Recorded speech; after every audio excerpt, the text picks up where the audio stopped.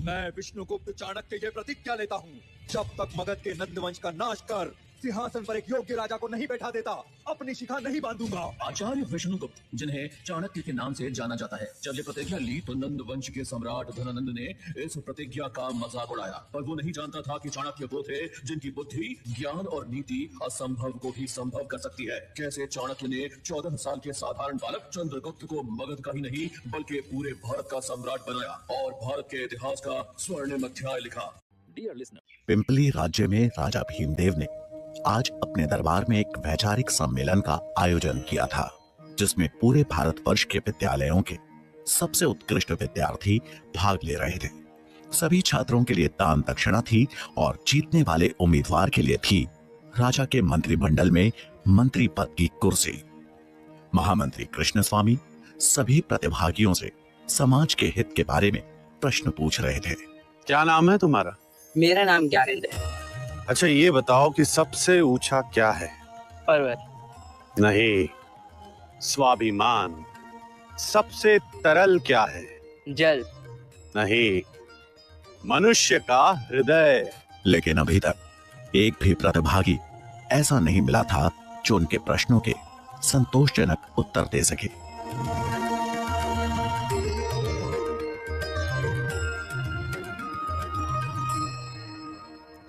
अपना परिचय दो।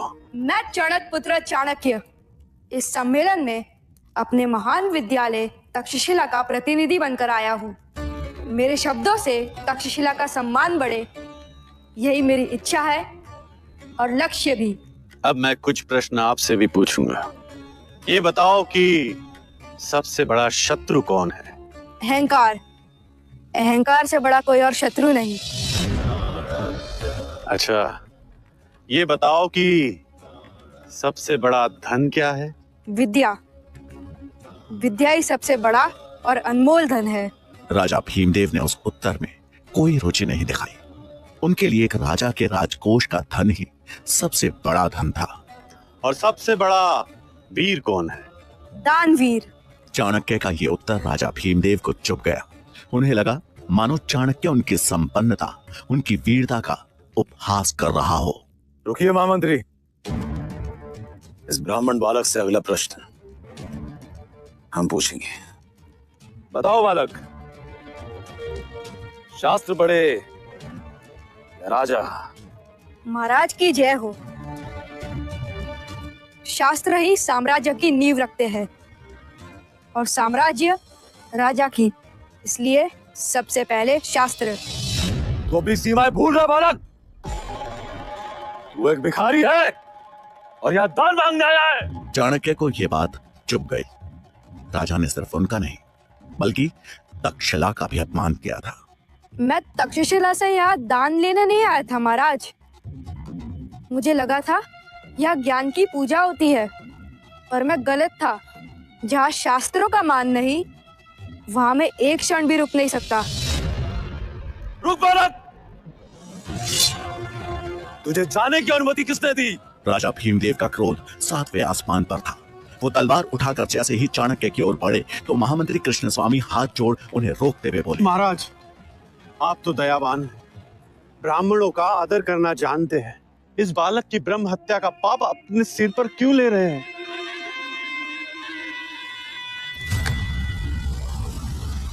और एक बात गांठ बांध लो, अगर यही आचरण रहा तो जिस शिखा का तुम दम भर रहे हो ना, एक दिन ना तो वो रहेगी और ना ही उस शिखा को धारण करने वाला शीश।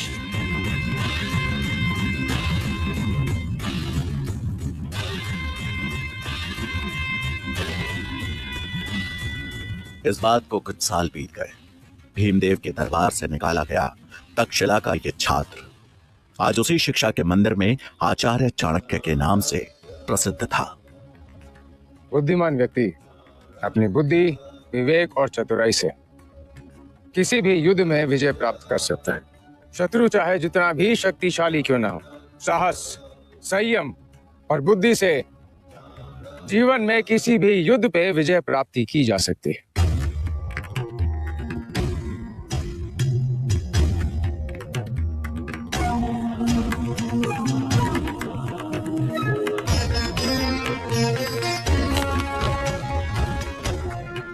खबर सुन चाणक्य चकित रह गए। सिकंदर कभी भारत पहुंच सकता है और ये सूचना अति शीघ्र महाराज धनानंद तक पहुंचनी चाहिए। आप तो जानते हैं ना धनानंद कैसा राजा है, और भला वह आपकी बात क्यों मानेगा? मैं स्वयं महाराज के पास जाऊंगा अखंड भारत का प्रस्ताव लेकर। मेरा सुझाव मानिए, आप अपना कार्य कीजिए। बच्चों को शिक्षा देने का कार्य, उसी में भलाई है आपकी। आचार्य ब्राह्मण का कर्तव्य होता है लोगों का मार्गदर्शन करना, और यदि महाराज धनानंद अपने मार्ग से भटक गए हैं तो ये मेरा कर्तव्य बनता है कि मैं उन्हें सही मार्ग दिखाऊं। मैं आज ही मगध के लिए प्रस्थान करूंगा।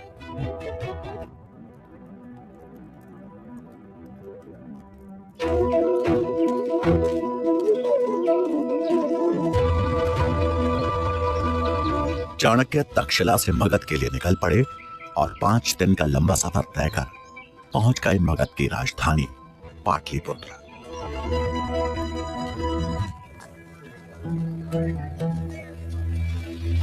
उन्हें नगर में कदम रखे कुछ ही क्षण हुए थे कि पाटलिपुत्र की जनता पर हो रहे अत्याचार का सच उनके सामने था।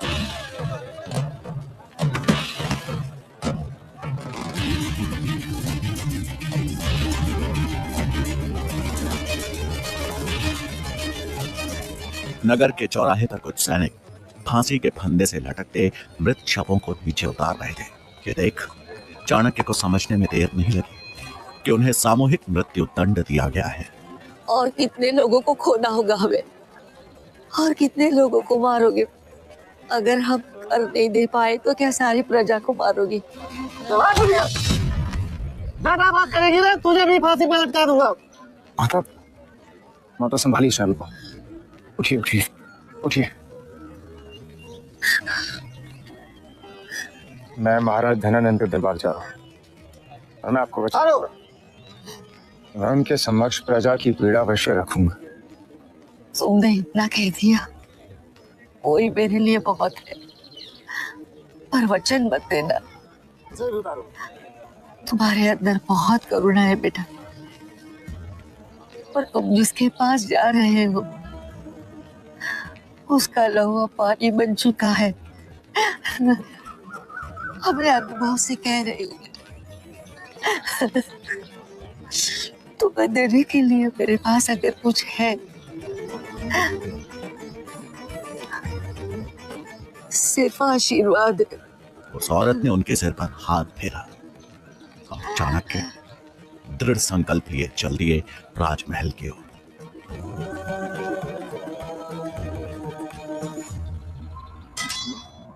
आप कौन हैं? तक्षशिला का आचार्य चाणक्य हूँ। एक महत्वपूर्ण कारण हेतु मेरा महाराज धनानंद से मिलना अत्यंत आवश्यक है। महाराज अभी व्यस्त हैं, आप यहाँ प्रतीक्षा करिए, मैं अभी महाराज को संदेश भिजवाता हूँ।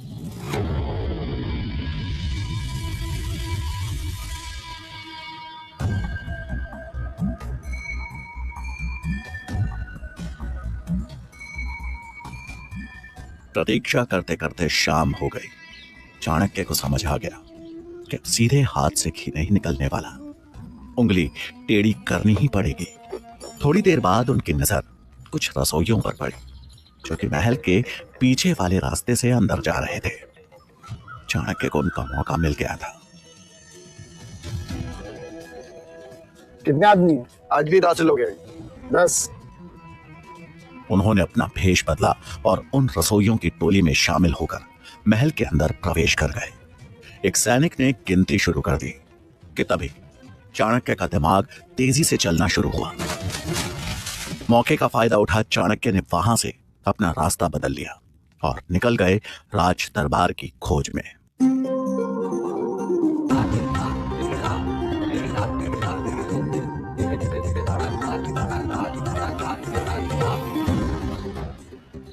वो एक जगह रुक वापस अपने भेष में आए और कुछ ही देर में वो राज दरबार के अंदर थे। लेकिन ये क्या, राज दरबार में कोई राजसभा नहीं बल्कि सुंदरियों का नृत्य चल रहा था।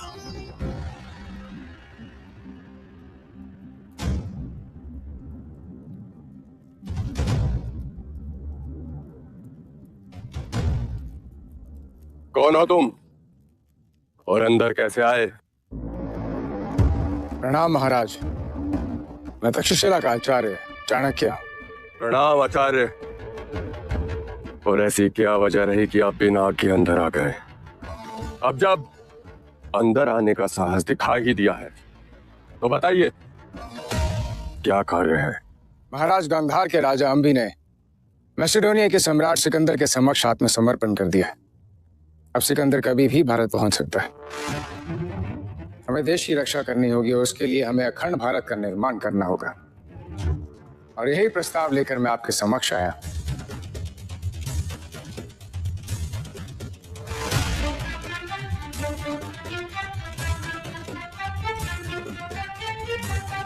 अपने घुटने पर बैठो।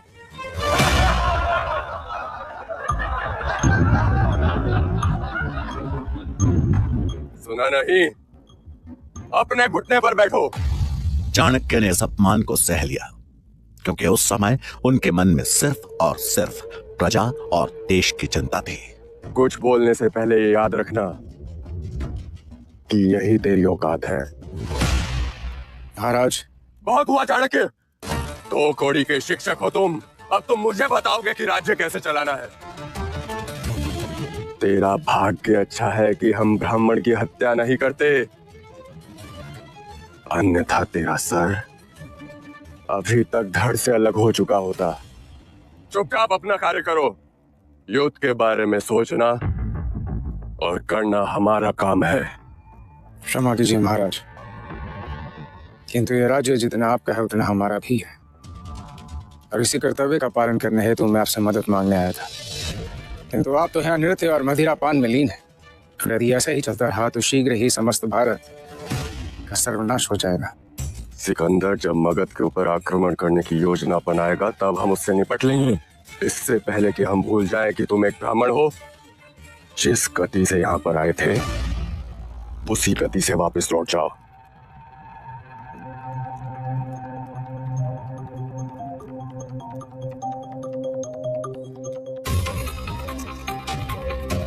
मैं तो चला जाऊंगा महाराज,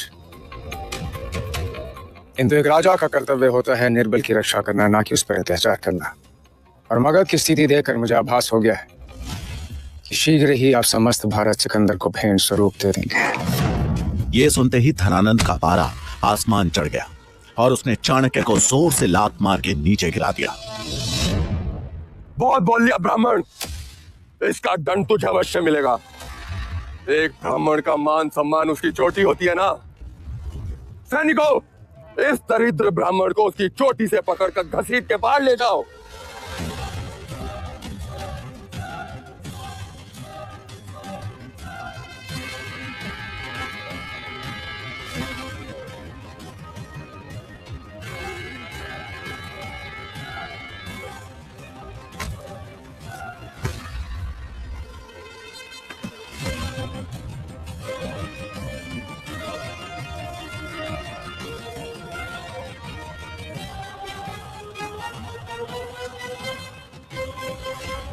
भूल होगी मुझसे कि तुझ जैसे पापी से मैं इस देश को बचाने की उम्मीद रख बैठा। अपमान किया है तूने एक शिक्षक का, ब्राह्मण की शिखा का, और तुझे इसका भारी मूल्य चुकाना पड़ेगा। मैं चाणक्य पुत्र चाणक्य, तक्षशिला का आचार्य, धरती और आकाश समेत 10 दिशाओं को साक्षी मानकर आज ये प्रण लेता हूं, जब तक तेरे और तेरे नंद वंश का समूल नाश नहीं कर देता, जब तक इस राज सिंहासन पे किसी योग्य राजा को नहीं बिठा देता, मैं अपनी शिखा नहीं बांधूंगा। आचार्य चाणक्य की यह प्रतिज्ञा नंद वंश के विनाश और अखंड भारत के निर्माण की घोषणा थी, जिसे सुन सब सन्न रह गए और चाणक्य बिना पीछे मुड़े वहां से निकल गए। सैनिकों, यदि ये ब्राह्मण भविष्य में इस राज्य के आसपास कहीं भी नजर आए तो इसका सर धड़ से अलग कर कर 20 बाजार में लटका दिया जाए। धनानंद से मिले अपमान के बाद चाणक्य ने उसी दिन मगध छोड़ दिया और अब आचार्य चाणक्य के जीवन का एक ही लक्ष्य था, एक ऐसे राजा को चुनना जो धनानंद की राजगद्दी छीन सके।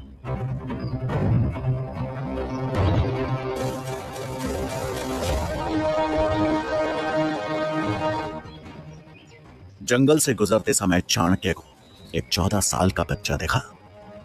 मैली धोती पहने और कमर में गुलेल लटकाए ये बच्चा चीते की तरह घात लगाए आगे बढ़ रहा था।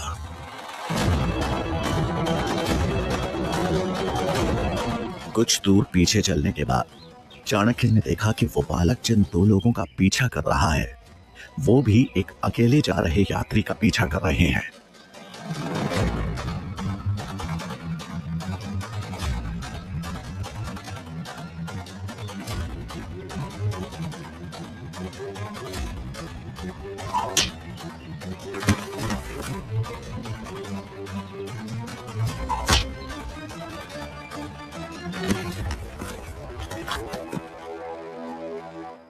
आप ठीक तो है?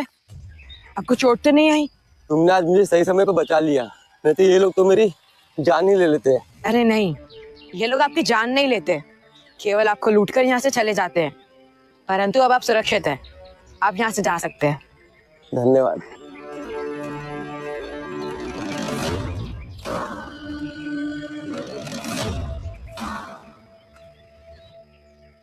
बालक ये क्या किया तुमने? क्यों लिए इनके प्राण?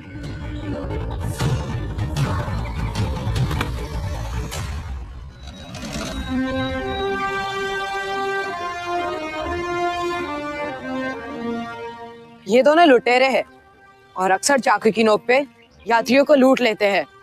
अगर आज मैं इन्हें नहीं मारता तो उन यात्रियों के साथ हादसा हो सकता था। परंतु अब चिंता मत कीजिए, ये दोनों कुछ समय बाद उठ जाएंगे और तब तक वो यात्री भी कहीं दूर निकल चुके होंगे। तुम इतने विश्वास से कैसे कह सकते हो कि इन्हें कुछ नहीं हुआ? क्योंकि मैंने उन्हें एक ऐसी जगह मारा है जहाँ पे वो केवल मूर्छित हुए हैं, उन्हें चोट नहीं आई है।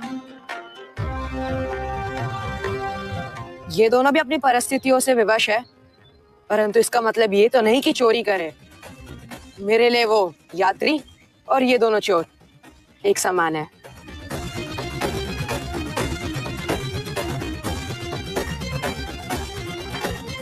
नाम क्या है तुम्हारा? चंद्रगुप्त।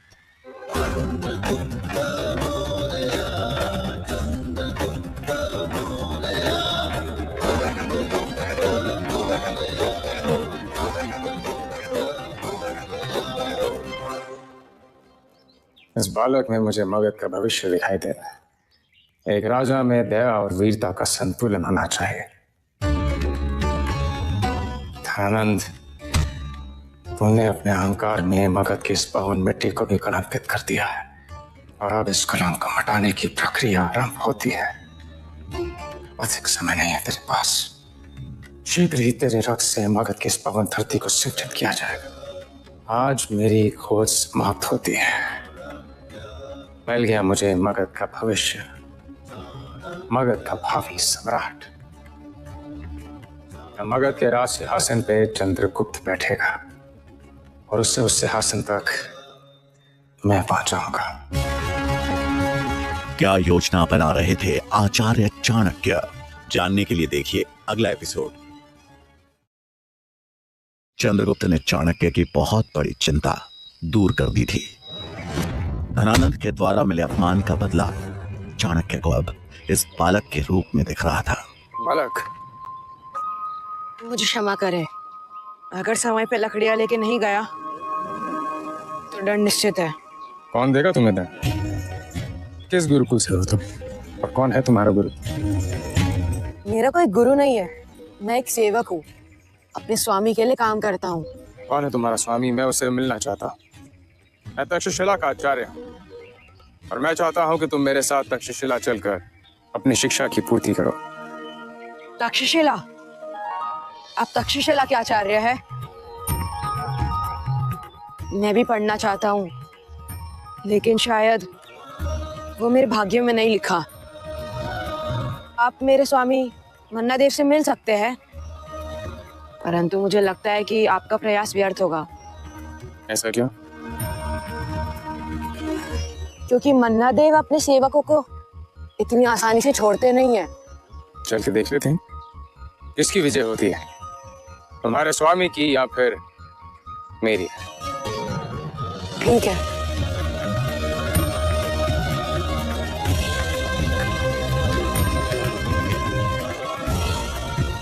कुछ ही समय में दोनों जंगल के किनारे पर बसे एक छोटे से गांव में पहुंचे।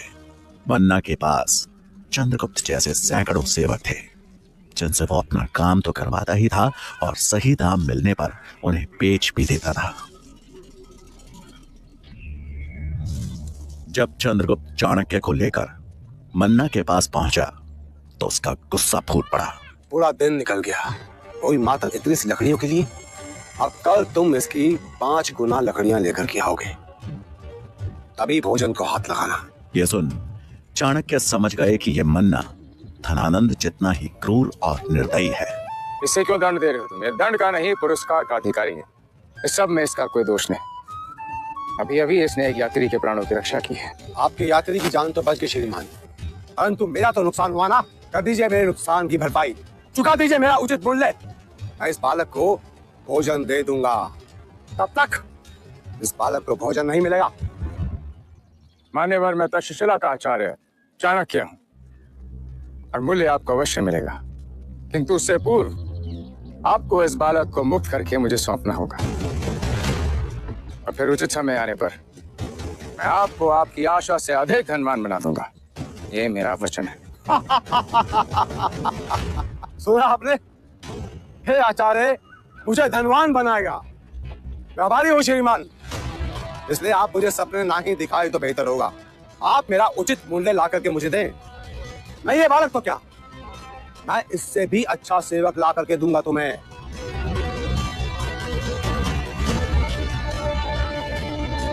वैसे क्या दिखा आपको इस साधारण से बालक में?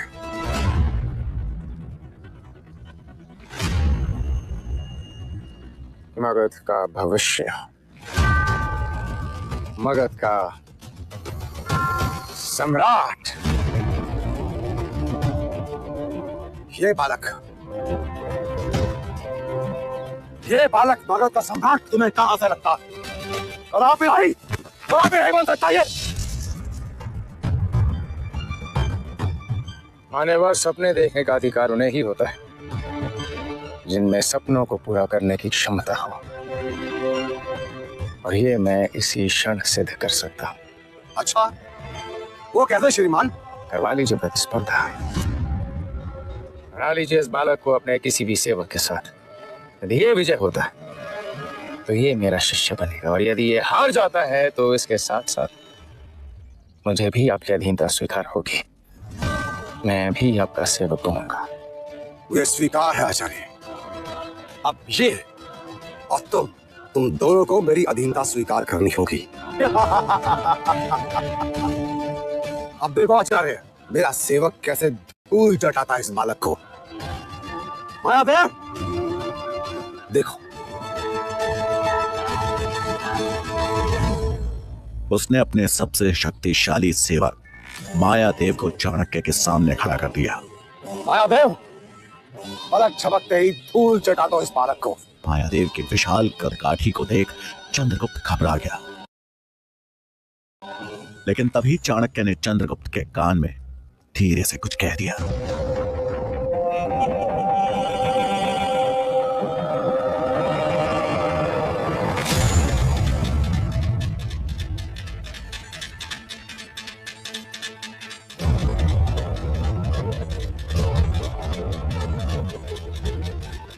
तभी मायादेव ने चंद्रगुप्त पर हमला बोल दिया।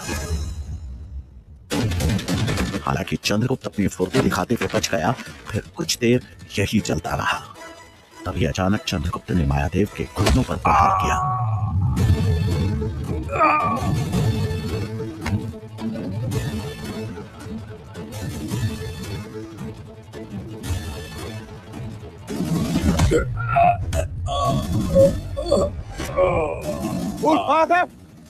अगर तू इस बालक से हार गया तो मैं तुम्हें कभी माफ नहीं करूंगा।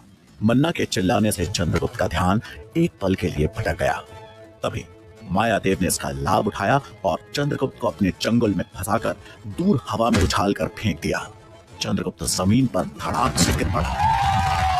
ये देख चाणक्य थोड़े निराश हो गए, जबकि मन्ना और वहां उपस्थित भीड़ शोर मचाने लगी। इसी शोर में चंद्रगुप्त को एक दबी सी चीख सुनाई दी और वो तुरंत वहां से भाग निकला।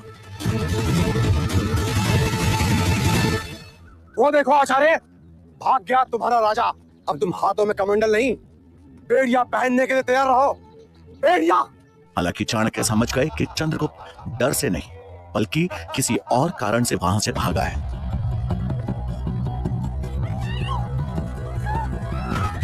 तभी एक लड़का दौड़ता हुआ आया। स्वामी, आपके पत्नी, उनको गौशाला में खूंखार भूखे तेंदुए ने घेर लिया है, जल्दी चलिए। ये सुन मन्ना हड़बड़ाहट में गौशाला की तरफ भागा।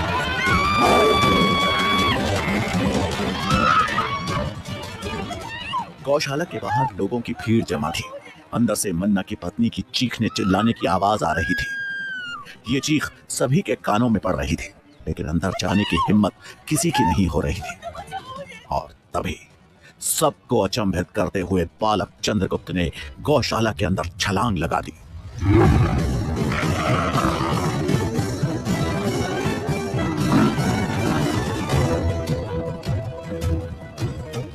वो मन्ना की पत्नी पर हमला करने ही वाला था कि तभी हवा को चीरते हुए एक झोंका आया और उस तेंदुए के पेट में लकड़ी का टुकड़ा घुसेड़ दिया।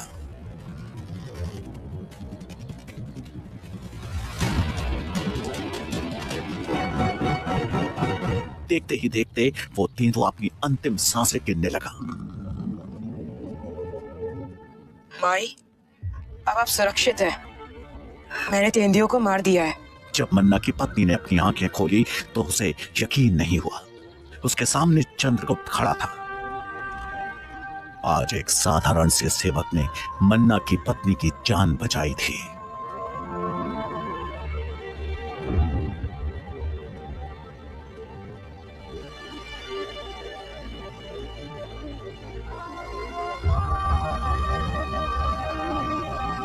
मन्ना ने अपनी पत्नी के पास आकर चिंतित होते हुए पूछा, तुम ठीक तो हो ना? जिस चंद्रगुप्त को सभी कमजोर बालक समझते थे, आज उसने ऐसा काम करके दिखाया जो बड़े से बड़ा सूरमा भी ना कर पाए। शारीरिक बल किसी की वीरता का प्रतीक नहीं होता।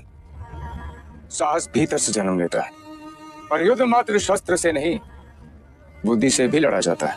चाणक्य की बात सुन मन्ना देव को अपनी गलती का एहसास हुआ। क्षमा करें आचार्य, परंतु एक प्रश्न मेरे दिमाग में अभी भी चल रहा है। क्या आपने पहलवान मायादेव के लड़ने से पहले इस चंद्रगुप्त के कान में ऐसा क्या कहा था? ये मैं जानना चाहता हूँ आचार्य, इसे ऐसा जानना चाहता हूँ। यदि व्यक्ति में शारीरिक शक्ति की कमी हो तो उसकी बुद्धि ही उसका शस्त्र बन जाता है, और यही युक्ति मैंने चंद्रगुप्त को दी थी। अधिक बल वाले महादेव के घुटनों पर वार करके उसे परास्त किया जा सकता है।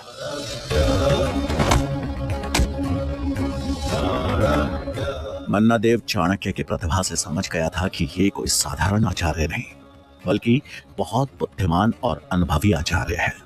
उसने चाणक्य से माफी मांग चंद्रगुप्त को आजाद कर चाणक्य को सौंप दिया।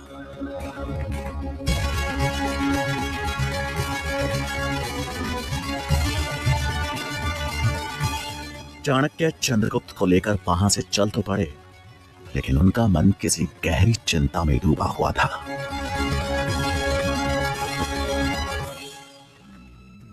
यदि शूद्र धनानंद के दरबार वाली घटना पहुंच चुकी है, न जाने वो किस मानसिक स्थिति में होगी। इसके प्राणों के लिए संकट हो सकता है।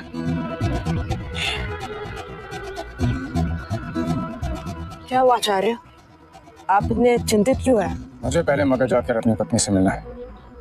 मेरी पत्नी यशोधरा इस समय मगध में है और मेरा उससे मिलना अत्यंत आवश्यक है। किंतु यदि धनानंद के सैनिकों ने मुझे वहां देख लिया तो मृत्यु निश्चित है। मृत्यु? परंतु मृत्यु क्यों? क्योंकि मैंने प्रण लिया है धनानंद और उसके नंद वंश का समूल नाश करने का। मुझे अपनी पत्नी यशोधरा की चिंता हो रही है। धनानंद के सैनिकों को मेरी पत्नी की वहां उपस्थिति का पता चल गया तो वो मेरी पत्नी को जीवित नहीं छोड़ेंगे। किंतु एक मार्ग है। मगध में प्रवेश करने का एक द्वार है जहां पे सबसे कम सुरक्षा व्यवस्था रहती है। हम उसी द्वार से मगध में प्रवेश करेंगे। चाणक्य बिना कोई पुनर्विचार किए वापस मगध की तरफ चल दिए, लेकिन वहां मुख्य द्वार पर बड़ी सुरक्षा व्यवस्था ने उन्हें फिर चिंता में डाल दिया। आचार्य, यहाँ तो बड़ी कड़ी सुरक्षा है। इनसे लड़े बिना प्रवेश करना बहुत कठिन होगा। शस्त्र उठाना हर समस्या का समाधान नहीं होता। यदि समस्या बुद्धिमानी से सुलझाई जा सके तो शस्त्र उठाना मूर्खता होगी। तो अब क्या करें आचार्य? तुम यही मेरी प्रतीक्षा करो, मैं आता हूँ। इतना कहकर चाणक्य ने वहां पास ही में दिख रही कुछ जड़ी बूटियों को तोड़ा, उनका लेप तैयार किया। इसके बाद वो एक वैद्य का भेष धारण कर चंद्रगुप्त को साथ लेकर मुख्य द्वार की तरफ बढ़ गए। अरे ये क्या हो गया? चलो अच्छा, मेरे पास औषधि है। देखो, इससे पहले कि तुम मुझसे कोई प्रश्न करो, तुम इस घाव पे लेप लगा लो, क्योंकि मेरा औषधि ज्ञान कहता है कि यदि इस घाव का तुरंत उपचार नहीं किया गया ना, ये घातक साबित हो जाएगा। और तुम तो एक कर्तव्यनिष्ठ सैनिक हो। एक वैद्य होने के नाते मेरा कर्तव्य बनता है कि जो सैनिक मेरे और मेरे परिवार की रक्षा करता है, उसे मैं हर संभव रूप से सहायता दूं। उनकी आंखों में झलक रहे सत्य और करुणा के भाव को देख उसने बगैर कोई प्रश्न किए चाणक्य का धन्यवाद किया और उन्हें प्रवेश करने की अनुमति भी दे दी।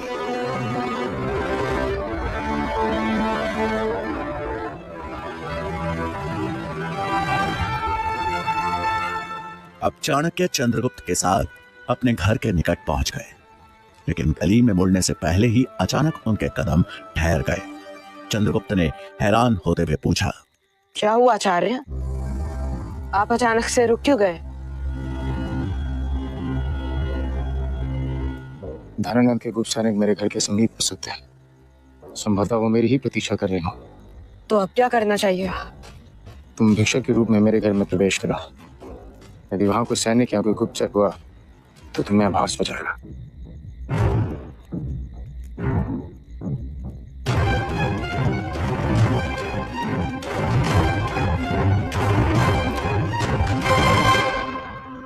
कुछ ही पलों में चंद्रगुप्त चाणक्य के घर के बाहर था तो उसने हर तरफ नजर दौड़ाई, लेकिन वहां पे ऐसा कोई भी सैनिक या गुप्त सैनिक नहीं दिखाई दिया। यशोधरा ने दरवाजा खोला। माता, भिक्षा मिलेगी? यशोधरा का मन अंदर से विचलित था, लेकिन घर पर आए भिक्षुक को खाली हाथ तो नहीं भेज सकती थी। हाँ पुत्र, घर में भोजन है, मैं तुम्हारे लिए लेकर आती हूँ। लगता है तुम बहुत देर से भटक रहे हो। ठहरो, मैं अभी आई। कि बोलते हुए यशोधरा अंदर चली गई। कुछ समय बाद जब वो भोजन और पानी लेकर लौटी तो यशोधरा ने चाणक्य को अपने सामने अचानक खड़ा पाया।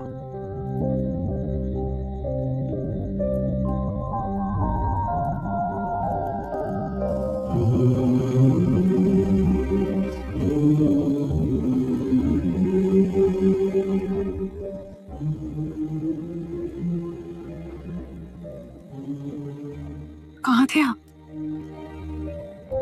मैं कितनी चिंतित हो गई थी। कहाँ चले गए थे आप? और ये बच्चा आपके साथ है? इधर सुनो, सब बताता।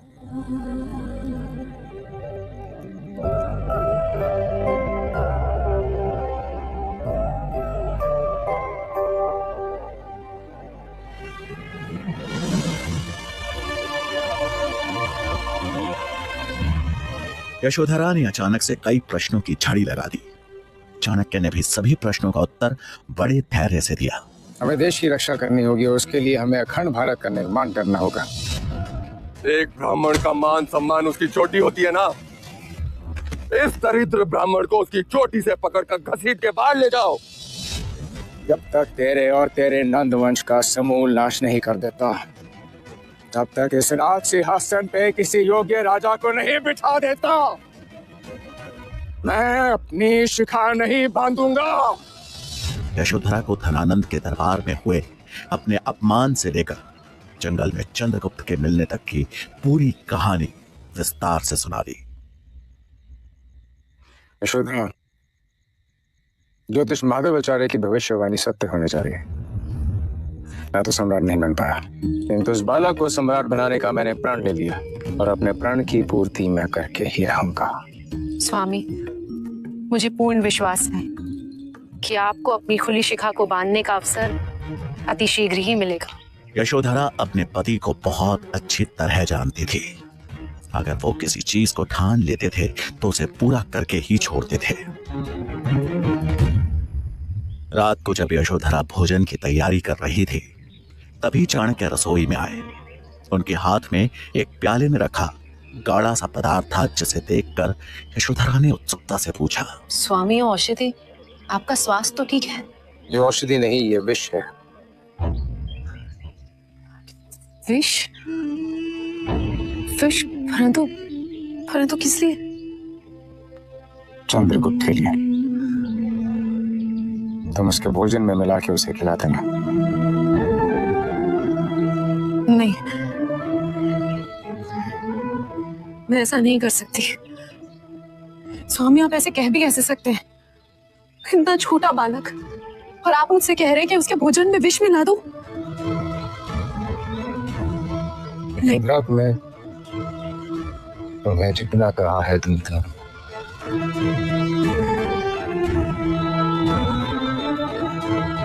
ये विष चंद्रगुप्त को मगध का सम्राट बनाएगा।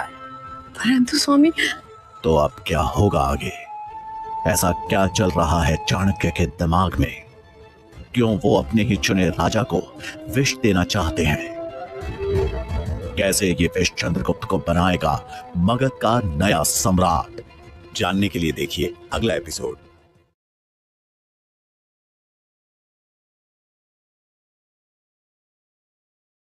यशोधरा हैरान थी कि चाणक्य इस छोटे नन्हे से बालक चंद्रगुप्त को विष देने की बात क्यों कर रहे हैं।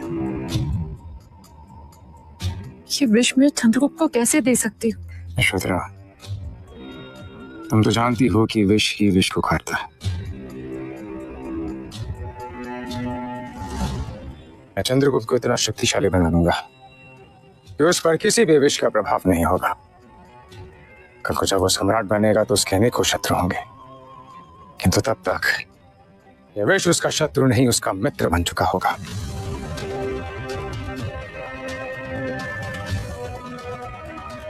मैं चंद्रगुप्त को इतना शक्तिशाली बना दूंगा कि विष का कोई भी विष उसका बाल भी बांका ना कर पाए। और इसीलिए आज से ही उसके भोजन में थोड़ी मात्रा में विष मिलाने की प्रक्रिया मैं आरंभ कर रहा हूँ। परंतु स्वामी, यशोधरा, आपकी लीला आप जाने क्या भगवान जाने।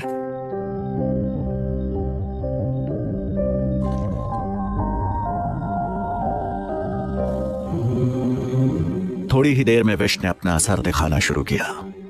चंद्रगुप्त को हल्का नशा होने लगा और देखते ही देखते वो एक गहरी नींद में सो गया।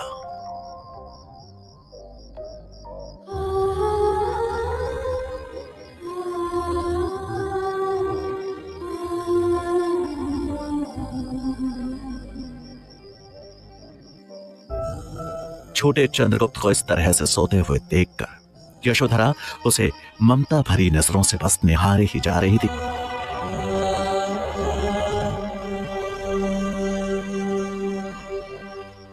हम कल भोर में ही तक्षशिला के लिए प्रस्थान करेंगे। चंद्रगुप्त के राजा बनने की प्रक्रिया अति शीघ्र आरंभ होनी चाहिए, किंतु उससे पूर्व मेरा शंभू का समझना आवश्यक है। धनानंद के सर्वनाश के लिए उनका सहयोग हमारे लिए अत्यंत महत्वपूर्ण है। परंतु उनसे मिलने के प्रयास में आप अपनी जान दांव पे क्यों लगा रहे हैं स्वामी?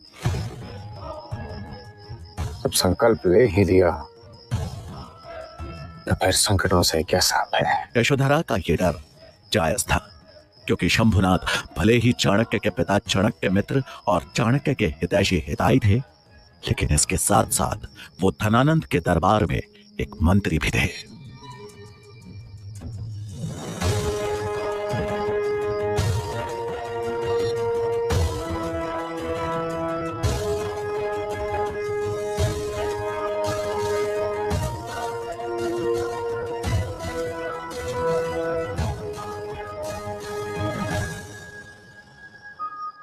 तभी शंभुनाथ अपनी पूजा समाप्त कर मंदिर से नीचे उतरने लगे। चाणक्य बगैर समय गवाए तुरंत उनके पास गए और अपना कंबल हटाते हुए उन्हें प्रणाम किया। तुम क्या काका, तुम्हें पता है यदि किसी ने यहाँ हमें देख लिया तो मृत्यु दंड तय है। काका, मुझे इस बात का आभास है, किंतु आप चिंता मत कीजिए। इस समय किसी की दृष्टि नहीं है हम पे। मैं मात्र आपको ये बताने आया हूँ कि धनानंद के सर्वनाश की प्रक्रिया आरंभ हो चुकी है।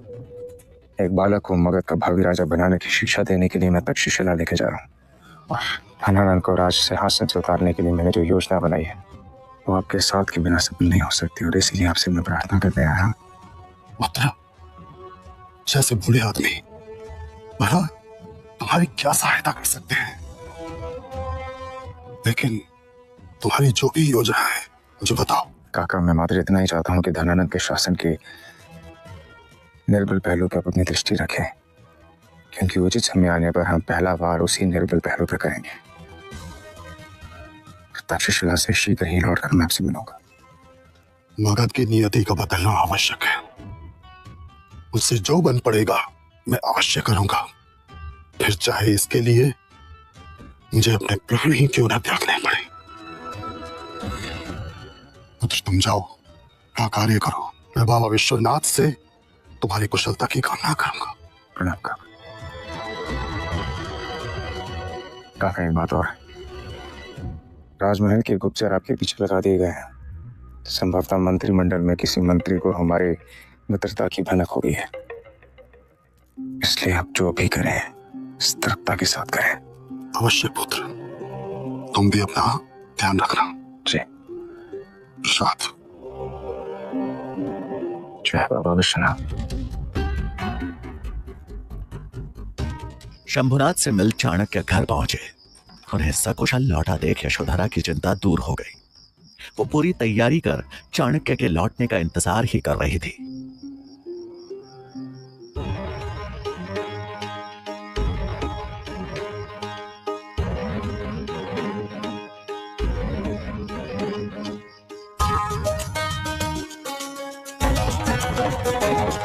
सूरज की पहली किरण निकलने तक चाणक्य और चंद्रगुप्त मगध की सीमा से बाहर निकल चुके थे।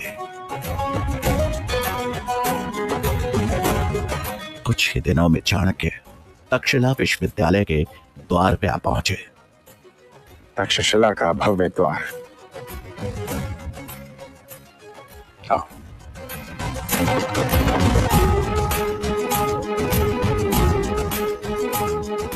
चंद्रगुप्त, तुम्हें प्रतीक्षा करो, मैं तुम्हारे प्रवेश की अनुमति लेकर आता।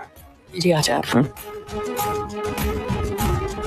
तक्षशिला का विश्वविद्यालय प्रांगण देख चंद्रगुप्त के चेहरे पे उत्साह था। सैकड़ों विद्यार्थियों को अलग अलग विद्याओं का अभ्यास करते देख उसकी आंखों में चमक आ गई। चाणक्य चंद्रगुप्त को एक जगह प्रतीक्षा करने की बात को कहकर आचार्य कक्ष की तरफ चल दिए, जहां विश्वविद्यालय के कुलपति और बाकी शिक्षक गण भी मौजूद थे। कुलपति महोदय, शिक्षकगण, प्रणाम। मैं अपने साथ यहाँ पर एक बालक को लेकर आया हूं, जिसका नाम है चंद्रगुप्त। उसकी क्षमता का प्रशिक्षण करने के पश्चात ही मैं उसे अपने समक्ष लेकर आया। आपसे आग्रह है कि शिक्षा प्राप्ति हेतु आप उसे इस गुरुकुल में प्रवेश की अनुमति दीजिए। कुलपति महोदय, मैं आचार्य चाणक्य को याद दिलाना चाहता हूं कि यहाँ छात्रों के प्रवेश के लिए एक निश्चित परंपरा है, उसकी गरिमा का हमें पालन करना होगा। आचार्य चाणक्य, आप हमें बस ये बताएं कि जिस बालक को आप यहाँ लेकर आए हैं, क्या वो किसी राजकुल से है? आचार्य, वो क्षत्रिय अवश्य है, किंतु किसी राजकुल का नहीं। ये सुन के वहां बैठे सभी शिक्षकगण हैरान रह गए। फिर उसे प्रवेश कैसे मिल सकता है आचार्य? उसके गुणों के आधार पर। बात ये नहीं है आचार्य। बात यही है आचार्य, इस महान विश्वविद्यालय की, इस प्रतिष्ठित गुरुकुल की गरिमा यहाँ का ज्ञान है। ज्ञान ही तक्षशिला की पहचान है, वो ज्ञान जो हम सभी छात्रों को समान रूप से देते हैं। तो ज्ञान प्राप्ति का अवसर भी तो सभी छात्रों को समान रूप से मिलना चाहिए, ऐसा मेरा मानना है। किंतु उसके पश्चात भी जो कुलपति महोदय का निर्णय होगा उसे ही अंतिम निर्णय माना जाएगा। आचार्य गजानन, आचार्य चाणक्य की बातें कुछ हद तक उचित तो है, इसलिए यहाँ के कुलपति होने के नाते मैं ये निर्णय लेता हूं कि आचार्य चाणक्य द्वारा लाए गए बालक को हमारे यहाँ प्रवेश के लिए यहाँ की परीक्षा में सफल होना पड़ेगा। अगर वो सफल होता है तो तक्षशिला का द्वार उसके लिए खुल जाएंगे। मुझे आपका निर्णय स्वीकार है कुलपति महोदय। मुझे भी आपका निर्णय स्वीकार्य है कुलपति महोदय, परंतु एक निवेदन है कि यह परीक्षा निष्पक्ष रहे और उसके लिए आवश्यक है एक ऐसी परीक्षा समिति का गठन करना जो आचार्य चाणक्य के प्रभाव से प्रभावित होकर नहीं अपितु चंद्रगुप्त के गुणों को परख कर निर्णय ले। मैं आपकी अनुमति से इस परीक्षा समिति का गठन करना चाहता हूं। अनुमति है। अनुमति मिलते ही गजानन के चेहरे पर एक कुटिल मुस्कान उभर आई।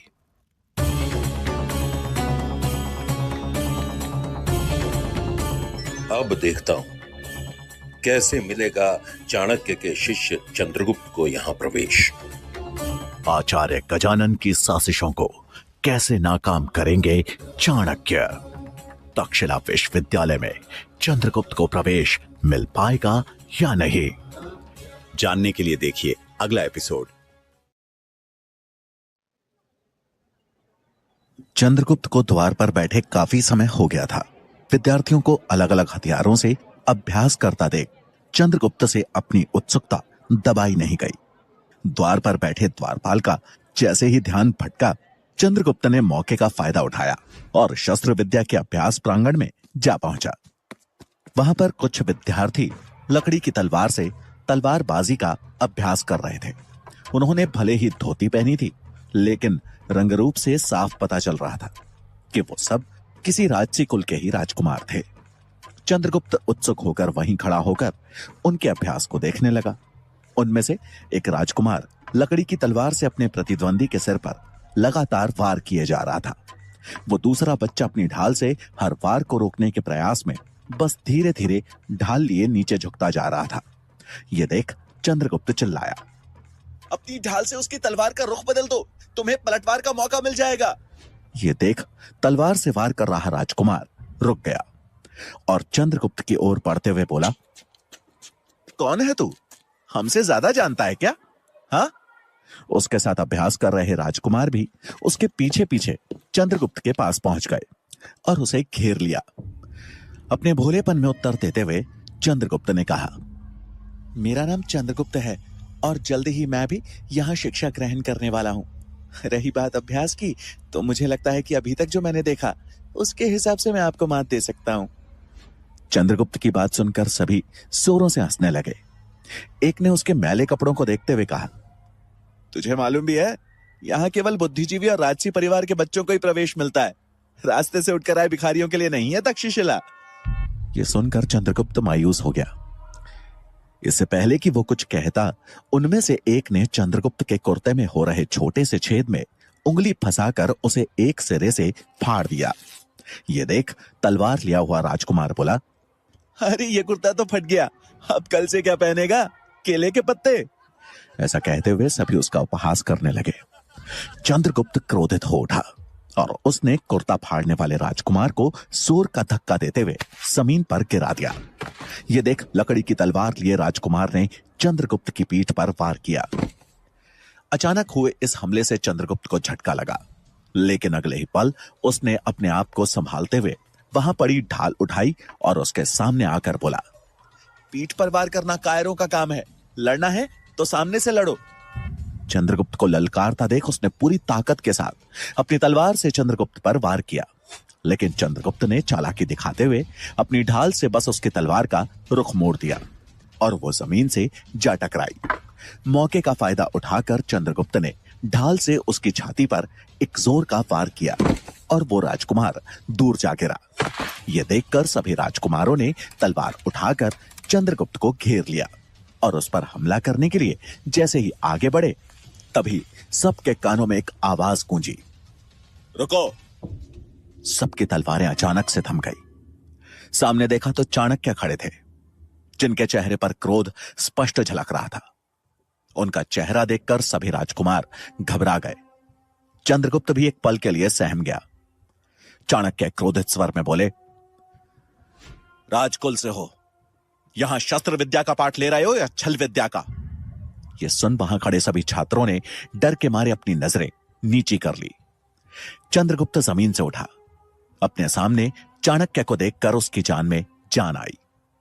चाणक्य ने उन राजकुमारों को देखते हुए कहा, एक निहत्थे इंसान को घेर कर मारना तक्षशिला की किस युद्ध नीति में लिखा है? किसी के पास इसका कोई उत्तर नहीं था। चाणक्य ने एक नजर उन सबको देखा और बोले, नियमों का उल्लंघन हुआ है। चंद्रगुप्त ने बगैर आज्ञा के तक्षशिला के प्रांगण में प्रवेश किया और आप लोगों ने युद्ध नीति का गलत प्रदर्शन करके, इसलिए दंड निश्चित है। चाणक्य का यह क्रोधित रूप चंद्रगुप्त पहली बार देख रहा था। वो और अन्य राजकुमार उनका गुस्सा देखकर डर गए। इससे पहले कि चाणक्य कुछ बोलते, उन्हें पीछे से आचार्य गजानन का स्वर सुनाई दिया। आचार्य, अगर आपके साथ आया ये बालक प्रांगण में नहीं आता तो शायद मेरे शिष्यों और इस बालक के बीच टकराव की स्थिति ही उत्पन्न नहीं होती। चाणक्य पीछे मुड़े तो सामने आचार्य गजानन खड़े थे। उन्हें देखते ही वहां खड़े राजकुमारों के चेहरे पर एक संतोष का भाव आ गया। उन्हें लगा कि अब तो आचार्य गजानन उन्हें बचा ही लेंगे। चाणक्य ने उन राजकुमारों के चेहरे के भावों को पढ़ लिया था। उन्होंने गजानन की आंखों में आंखें डालकर कहा, मैं मानता हूं चंद्रगुप्त ने बगैर अनुमति के उत्सुकतावश तक्षशिला के प्रांगण में प्रवेश किया, लेकिन इन राजकुमारों ने उसके साथ जो बर्ताव किया वो तक्षशिला की शिक्षा नहीं है। इसलिए मेरी समझ से इन सबको इनकी गलती का आभास होना जरूरी है। चाणक्य की बात सुनकर गजानन ने पलटवार किया, तो ठीक है, आप अपने शिष्य का दंड तय कर लीजिए। इन्हें मेरे हवाले छोड़ दीजिए। इनको क्या दंड देना है वो मैं तय कर लूंगा। चाणक्य को समझ में आ रहा था कि गजानन उन राजकुमारों को बचाने का हर संभव प्रयास कर रहे थे। उन्होंने गजानन के सुर में सुर मिलाते हुए कहा, जैसा आप उचित समझे। और रही बात गुरु शिष्य के संबंधों की, तो मेरी नजर में तक्षशिला के हर शिष्य पर हर गुरु का अधिकार है, क्योंकि यहां से निकला छात्र किसी एक गुरु का प्रतिनिधित्व नहीं करता, वो प्रतिनिधित्व करता है संपूर्ण तक्षशिला का। चाणक्य की यह बात गजानन को चुप गई और उन्होंने क्रोधित हो उन राजकुमारों को 2 दिन तक सिर्फ रसोई में खाना बनाने की सजा सुनाई। उन्हें सजा देकर गजानन चाणक्य की ओर पलटकर बोले, आशा करता हूं कि अब आप संतुष्ट होंगे और इस बच्चे को भी उचित दंड देंगे। गजानन की बात सुनकर चाणक्य ने कहा, अवश्य, लेकिन मेरे लिए किसी पर दंड का सकारात्मक प्रभाव दिखना ही उस दंड का सही मायना है। गलती का आभास करवाने से ज्यादा महत्वपूर्ण है किसी को खुद ही अपनी गलती का आभास होना। यह कहकर चाणक्य ने गजानन को प्रणाम किया और चंद्रगुप्त का हाथ पकड़कर वहां से निकलने लगे। तभी गजानन ने पीछे से दांत पीसते हुए मन ही मन कहा, आने दो चंद्रगुप्त की परीक्षा वाला दिन। उस दिन मैं इसे हारने का आभास करवाऊंगा और आपको आचार्य चाणक्य खुद ही पता चल जाएगा कि केवल आप ही उत्कृष्ट नहीं है। चाणक्य चंद्रगुप्त का हाथ पकड़कर चले जा रहे थे। चंद्रगुप्त को समझ आ गया था कि उसने बहुत बड़ी भूल की है। चाणक्य उसे लेकर तक्षशिला के मुख्य द्वार से निकलकर एक सुनसान रास्ते पर चल दिए। एक जगह चंद्रगुप्त रुक गया और चाणक्य से अपना हाथ छुड़ाते हुए उनके चरणों में गिरकर बोला, मुझे क्षमा कर दीजिए आचार्य, मुझसे बहुत बड़ी भूल हो गई। मैं वचन देता हूं कि आइंदा से आपको शिकायत का मौका नहीं दूंगा। आप मुझे जो भी दंड देना चाहते हैं मुझे स्वीकार है, लेकिन मैं तक्षशिला में पढ़ना चाहता हूं। मेरे सीखने का अवसर मुझसे मत छीनिए आचार्य। उसके चेहरे पर ग्लानि का भाव स्पष्ट रूप से दिख रहा था। चाणक्य का क्रोध थोड़ा शांत हुआ। उन्होंने उसे ऊपर उठाया और बोले, चंद्रगुप्त, सीखने का पहला नियम है अनुशासन। अनुशासन के बिना किसी भी शिक्षा का मोल नहीं रह जाता।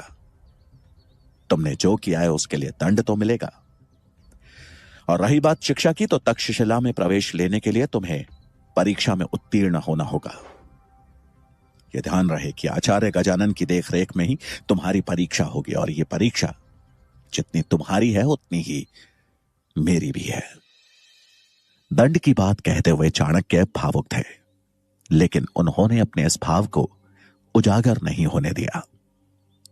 उन्हें पता था कि आचार्य गजानन चंद्रगुप्त की प्रवेश परीक्षा में सबसे बड़ा अवरोध बनने वाले हैं। इसलिए आवश्यक था कि चाणक्य भावनाओं को त्याग कर चंद्रगुप्त को मानसिक और शारीरिक रूप से इतना मजबूत बनाए कि वो हर चुनौती का सामना कर सके।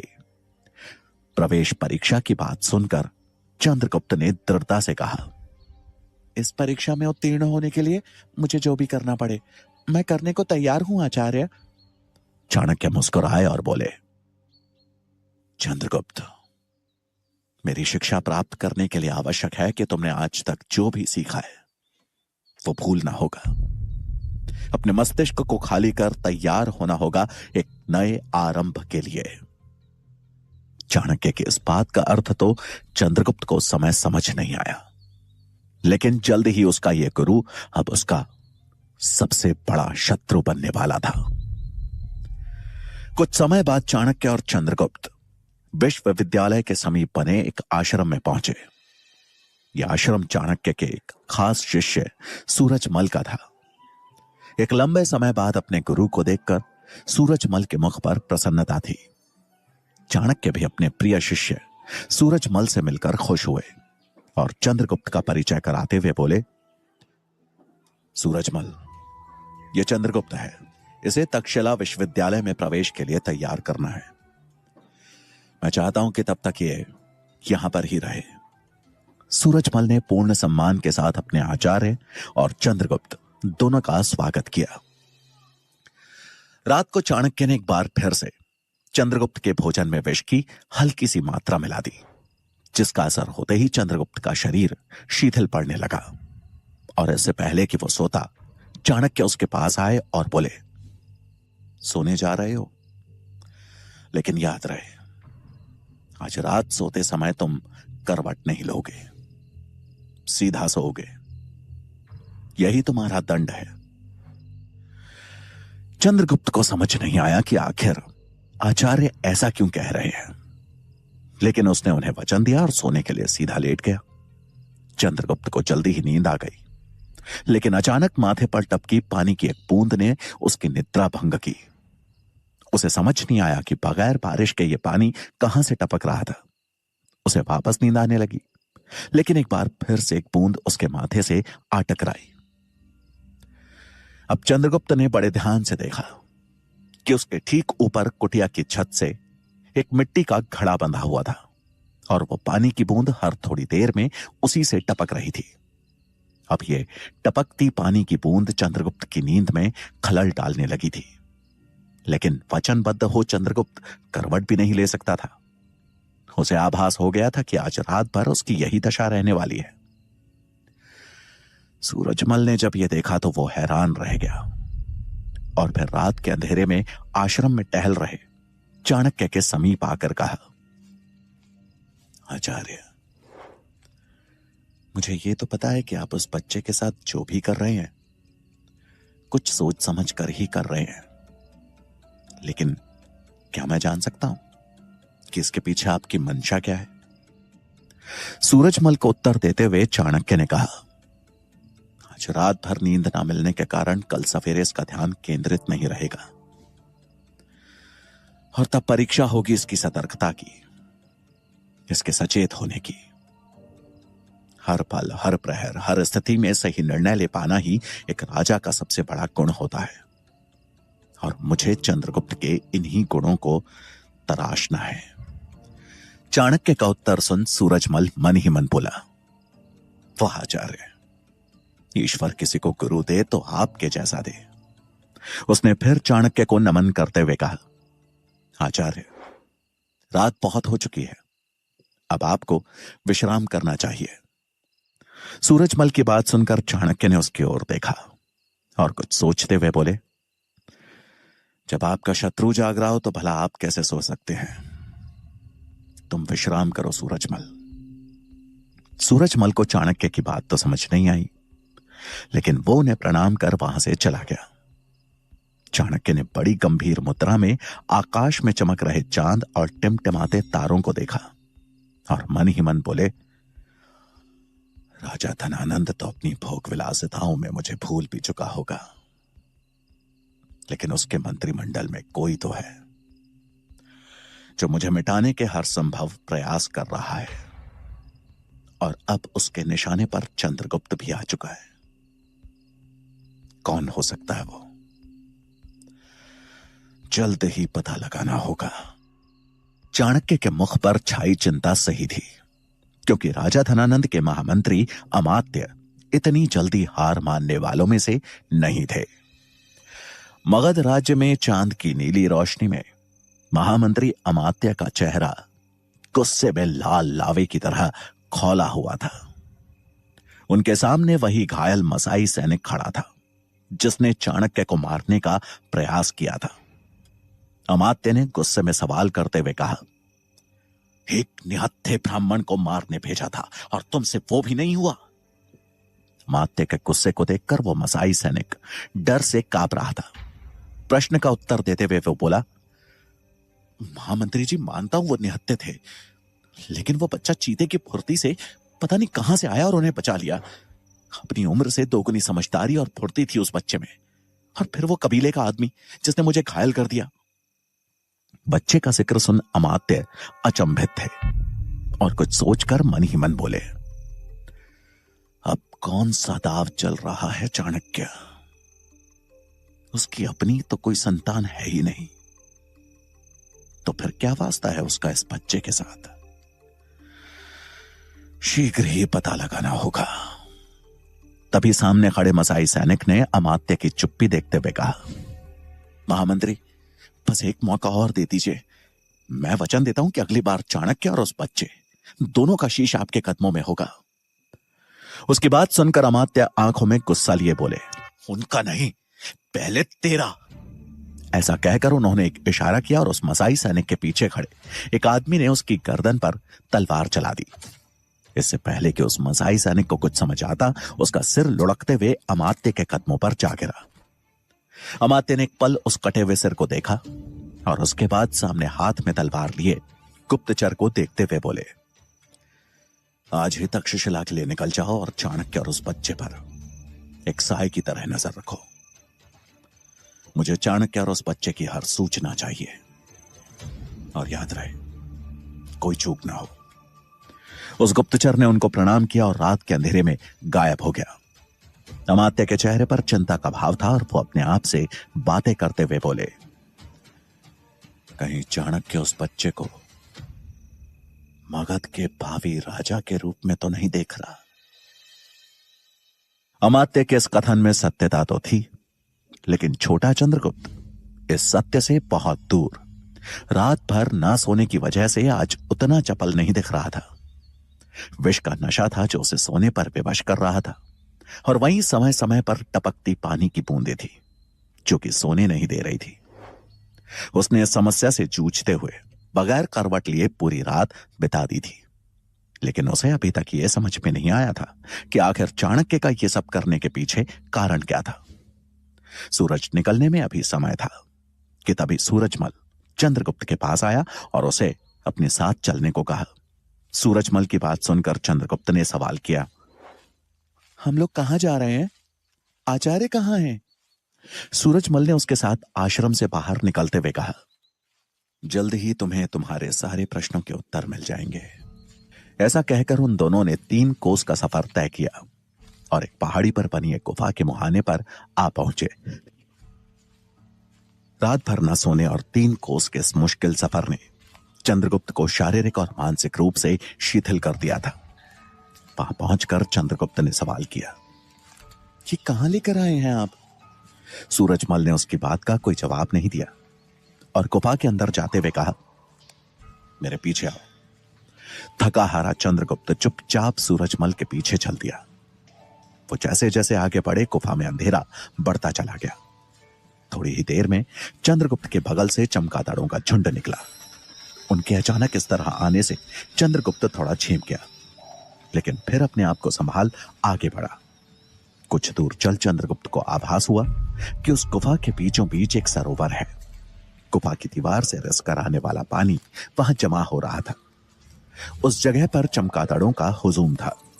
उनके पंखों के फड़फड़ाने की आवाज की वजह से उठ रहा शोर दिल दहला देने वाला था। अंधेरे में चंद्रगुप्त को बस आवाज सुन कुछ चीजों के होने का आभास हो रहा था, लेकिन दिखाई कुछ भी नहीं दे रहा था। अपने आप को ऐसी जगह पर देखकर चंद्रगुप्त ने सूरजमल को आवाज देते हुए पूछा, कितना अंधेरा है यहाँ? आचार्य ने यहां आने के लिए क्यों कहा? लेकिन सूरजमल का कोई पता नहीं था। चंद्रगुप्त ने उसे एक दो बार आवाज दी, लेकिन वो अंधेरे में ऐसे गायब हो गया था मानो कोई जादुई साया हो। चंद्रगुप्त अब अकेले उस गुफा में इधर उधर देखे जा रहा था कि तभी उसके कानों से एक आवाज टकराई। कौन हो तुम? आवाज सुन चंद्रगुप्त ने गहरी सांस ली, क्योंकि वो इस आवाज से परिचित था। यह आवाज थी उसके आचार्य चाणक्य की। चाणक्य की आवाज उस गुफा में चारों दिशाओं में गूंज रही थी, मानो चारों दिशाओं में चार चाणक्य खड़े हों। चंद्रगुप्त ने इधर उधर देखा, लेकिन उस अंधेरे में उसे कुछ भी दिखाई नहीं दिया। उसने आवाज लगाते हुए कहा, आचार्य आप कहां हैं? बहुत अंधेरा है यहां। एक पल के मौन के बाद चाणक्य की आवाज फिर से गूंजी। मैंने पूछा, कौन हो तुम? दोबारा प्रश्न पूछे जाने पर चंद्रगुप्त समझ गया कि उसकी परीक्षा शुरू हो चुकी है। उसने उत्सुक होकर उत्तर दिया, मैं चंद्रगुप्त हूं। तभी उसे चाणक्य की आवाज सुनाई दी, गलत उत्तर। और इस आवाज के साथ एक डंडा उसकी पीठ से टकराया। अचानक हुए इस प्रहार के चलते चंद्रगुप्त जमीन पर गिर गया। उसने इधर उधर देखा, लेकिन उसे वहां कोई नहीं दिखा। चंद्रगुप्त खड़ा हुआ और बोला, आचार्य ये क्या है? और इससे पहले कि वो और कोई प्रश्न पूछता, चाणक्य की आवाज दोबारा गूंजी, कौन हो तुम? अब चंद्रगुप्त सतर्क था। उसे सोच समझकर प्रश्न का उत्तर देना था, क्योंकि गलत उत्तर का परिणाम उसे पता था। उसने कुछ देर सोचा और फिर थोड़े संकोच के साथ बोला, मैं आपका शिष्य हूं। तभी चाणक्य की आवाज गूंजी, फिर गलत उत्तर। चाणक्य का जवाब सुन चंद्रगुप्त डंडे से बचने के लिए संभलता कि तभी वो डंडा उसके पैरों में आ लगा। चंद्रगुप्त इस बार फिसलकर नीचे जा गिरा। रात भर न सो पाने और सवेरा होते ही 3 कोस का सफर तय करने की वजह से चंद्रगुप्त को ध्यान केंद्रित करने में दिक्कत हो रही थी। इसके अलावा उस गुफा के अंधेरे के बीच चमगादड़ों के उड़ने और पानी के गिरने के शोर की वजह से उसे पता ही नहीं लग पा रहा था कि आखिर डंडा किस दिशा से आ रहा है और कौन मार रहा है। हताश होकर चंद्रगुप्त उठा कि तभी चाणक्य की आवाज फिर गूंज उठी, कौन हो तुम? चंद्रगुप्त परेशान था। उसे समझ में नहीं आ रहा था कि आचार्य बार बार एक ही सवाल क्यों पूछ रहे हैं। तभी उनकी आवाज एक बार फिर गूंज उठी, मैंने पूछा, कौन हो तुम? चंद्रगुप्त ने उत्तर सोचना शुरू किया। साथ में डर था कि अंधेरे को चीरता हुआ वो डंडा फिर से न आ लगे। उसने थोड़ी देर सोचने के बाद उत्तर दिया, ना मैं चंद्रगुप्त हूं, ना मैं आपका शिष्य हूं। मैं सबसे पहले एक मनुष्य हूं, मनुष्य। एक पल के मौन के बाद चाणक्य की आवाज गूंजी, गलत जवाब। और उसी के साथ अंधेरे में लहराता हुआ डंडा आया जो चंद्रगुप्त की पीठ पर जाकर लगा। एक जोर के कराहने की आवाज के साथ चंद्रगुप्त एक बार फिर से जमीन पर था। अब उसका धैर्य टूट चुका था। उसमें अब और उठ पाने की ताकत नहीं थी और ना ही क्षमता थी प्रश्नों के उत्तर देने की। वो वहां मौजूद पत्थरों का सहारा लेकर जैसे तैसे उठा और पूरी शक्ति से चिल्लाते हुए बोला, अब क्या चाहते हैं आचार्य? कैसी परीक्षा है ये? परीक्षा भी है या दंड है? क्या गलत कहा मैंने? कौन सा गलत उत्तर दिया? चंद्रगुप्त की आवाज में दर्द था। अपना मानसिक संतुलन बनाने में उसे दिक्कत हो रही थी कि तभी चाणक्य की आवाज फिर गूंज उठी, कौन हो तुम? वही प्रश्न दोबारा सुन चंद्रगुप्त से अब रहा नहीं गया और वो चिल्लाते पे बोला, कौन हूं मैं? अगर उत्तर आप जानते हैं तो बता क्यों नहीं देते? नहीं पता मुझे मैं कौन हूं, नहीं पता आचार्य, कोई नहीं हूं मैं, कोई नहीं हूं। चंद्रगुप्त की दर्द भरी आवाज पूरी गुफा में गूंज रही थी। वो पूरी तरह से टूटकर वहीं बैठ गया और रोने लगा। उसे अब नहीं जानना था कि उसका उत्तर सही है या गलत, और ना ही उसके अंदर अंधेरे में वार कर रहे उस डंडे का डर था। कुछ देर के मौन के बाद चाणक्य की आवाज गूंजी, सही उत्तर। यह सुन चंद्रगुप्त ने राहत की सांस ली। उसे अचानक मानो चाणक्य की बात याद आ गई कि शिक्षा प्राप्त करने के लिए आवश्यक है अपने अतीत को मिटा करके एक नई शुरुआत करना, और चाणक्य के इस प्रश्न के पीछे का मंतव्य भी वही था, अपनी पहचान भुलाकर एक नए जीवन की शुरुआत करना।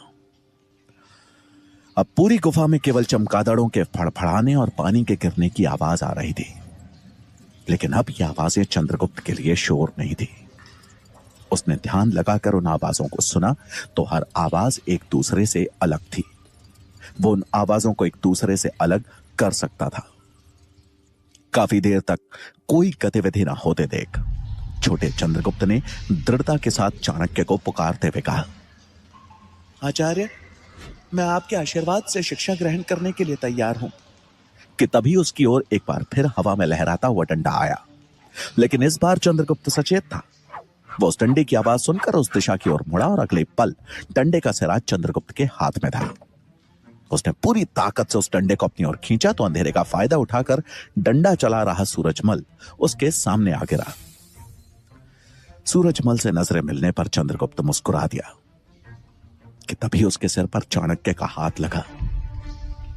उन्होंने उसके सिर पर हाथ फेरते हुए कहा, अब तुम मेरी शिक्षा ग्रहण करने के योग्य बन चुके हो।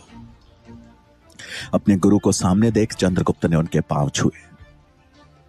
चाणक्य ने उसे आशीर्वाद दिया। उनके चेहरे पर एक संतोष का भाव था, क्योंकि आज वो धनानंद के सामने ली गई अपनी प्रतिज्ञा को पूरा करने की दिशा में एक कदम और आगे बढ़ चुके थे।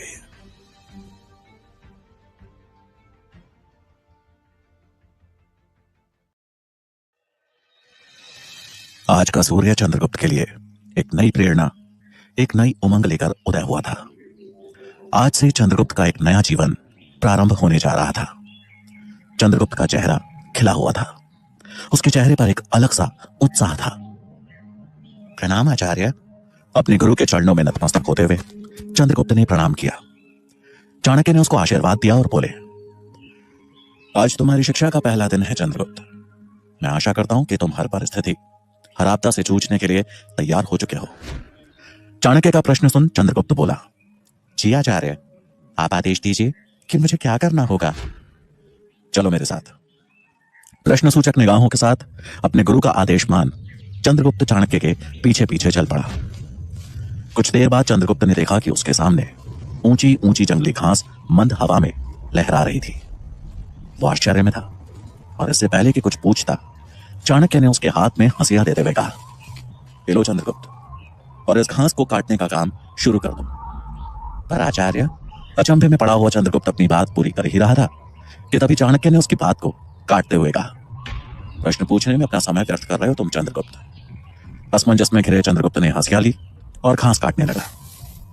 आचार्य चाणक्य अपने हाथों को अपने पीछे बांधे चंद्रगुप्त को देखने लगे।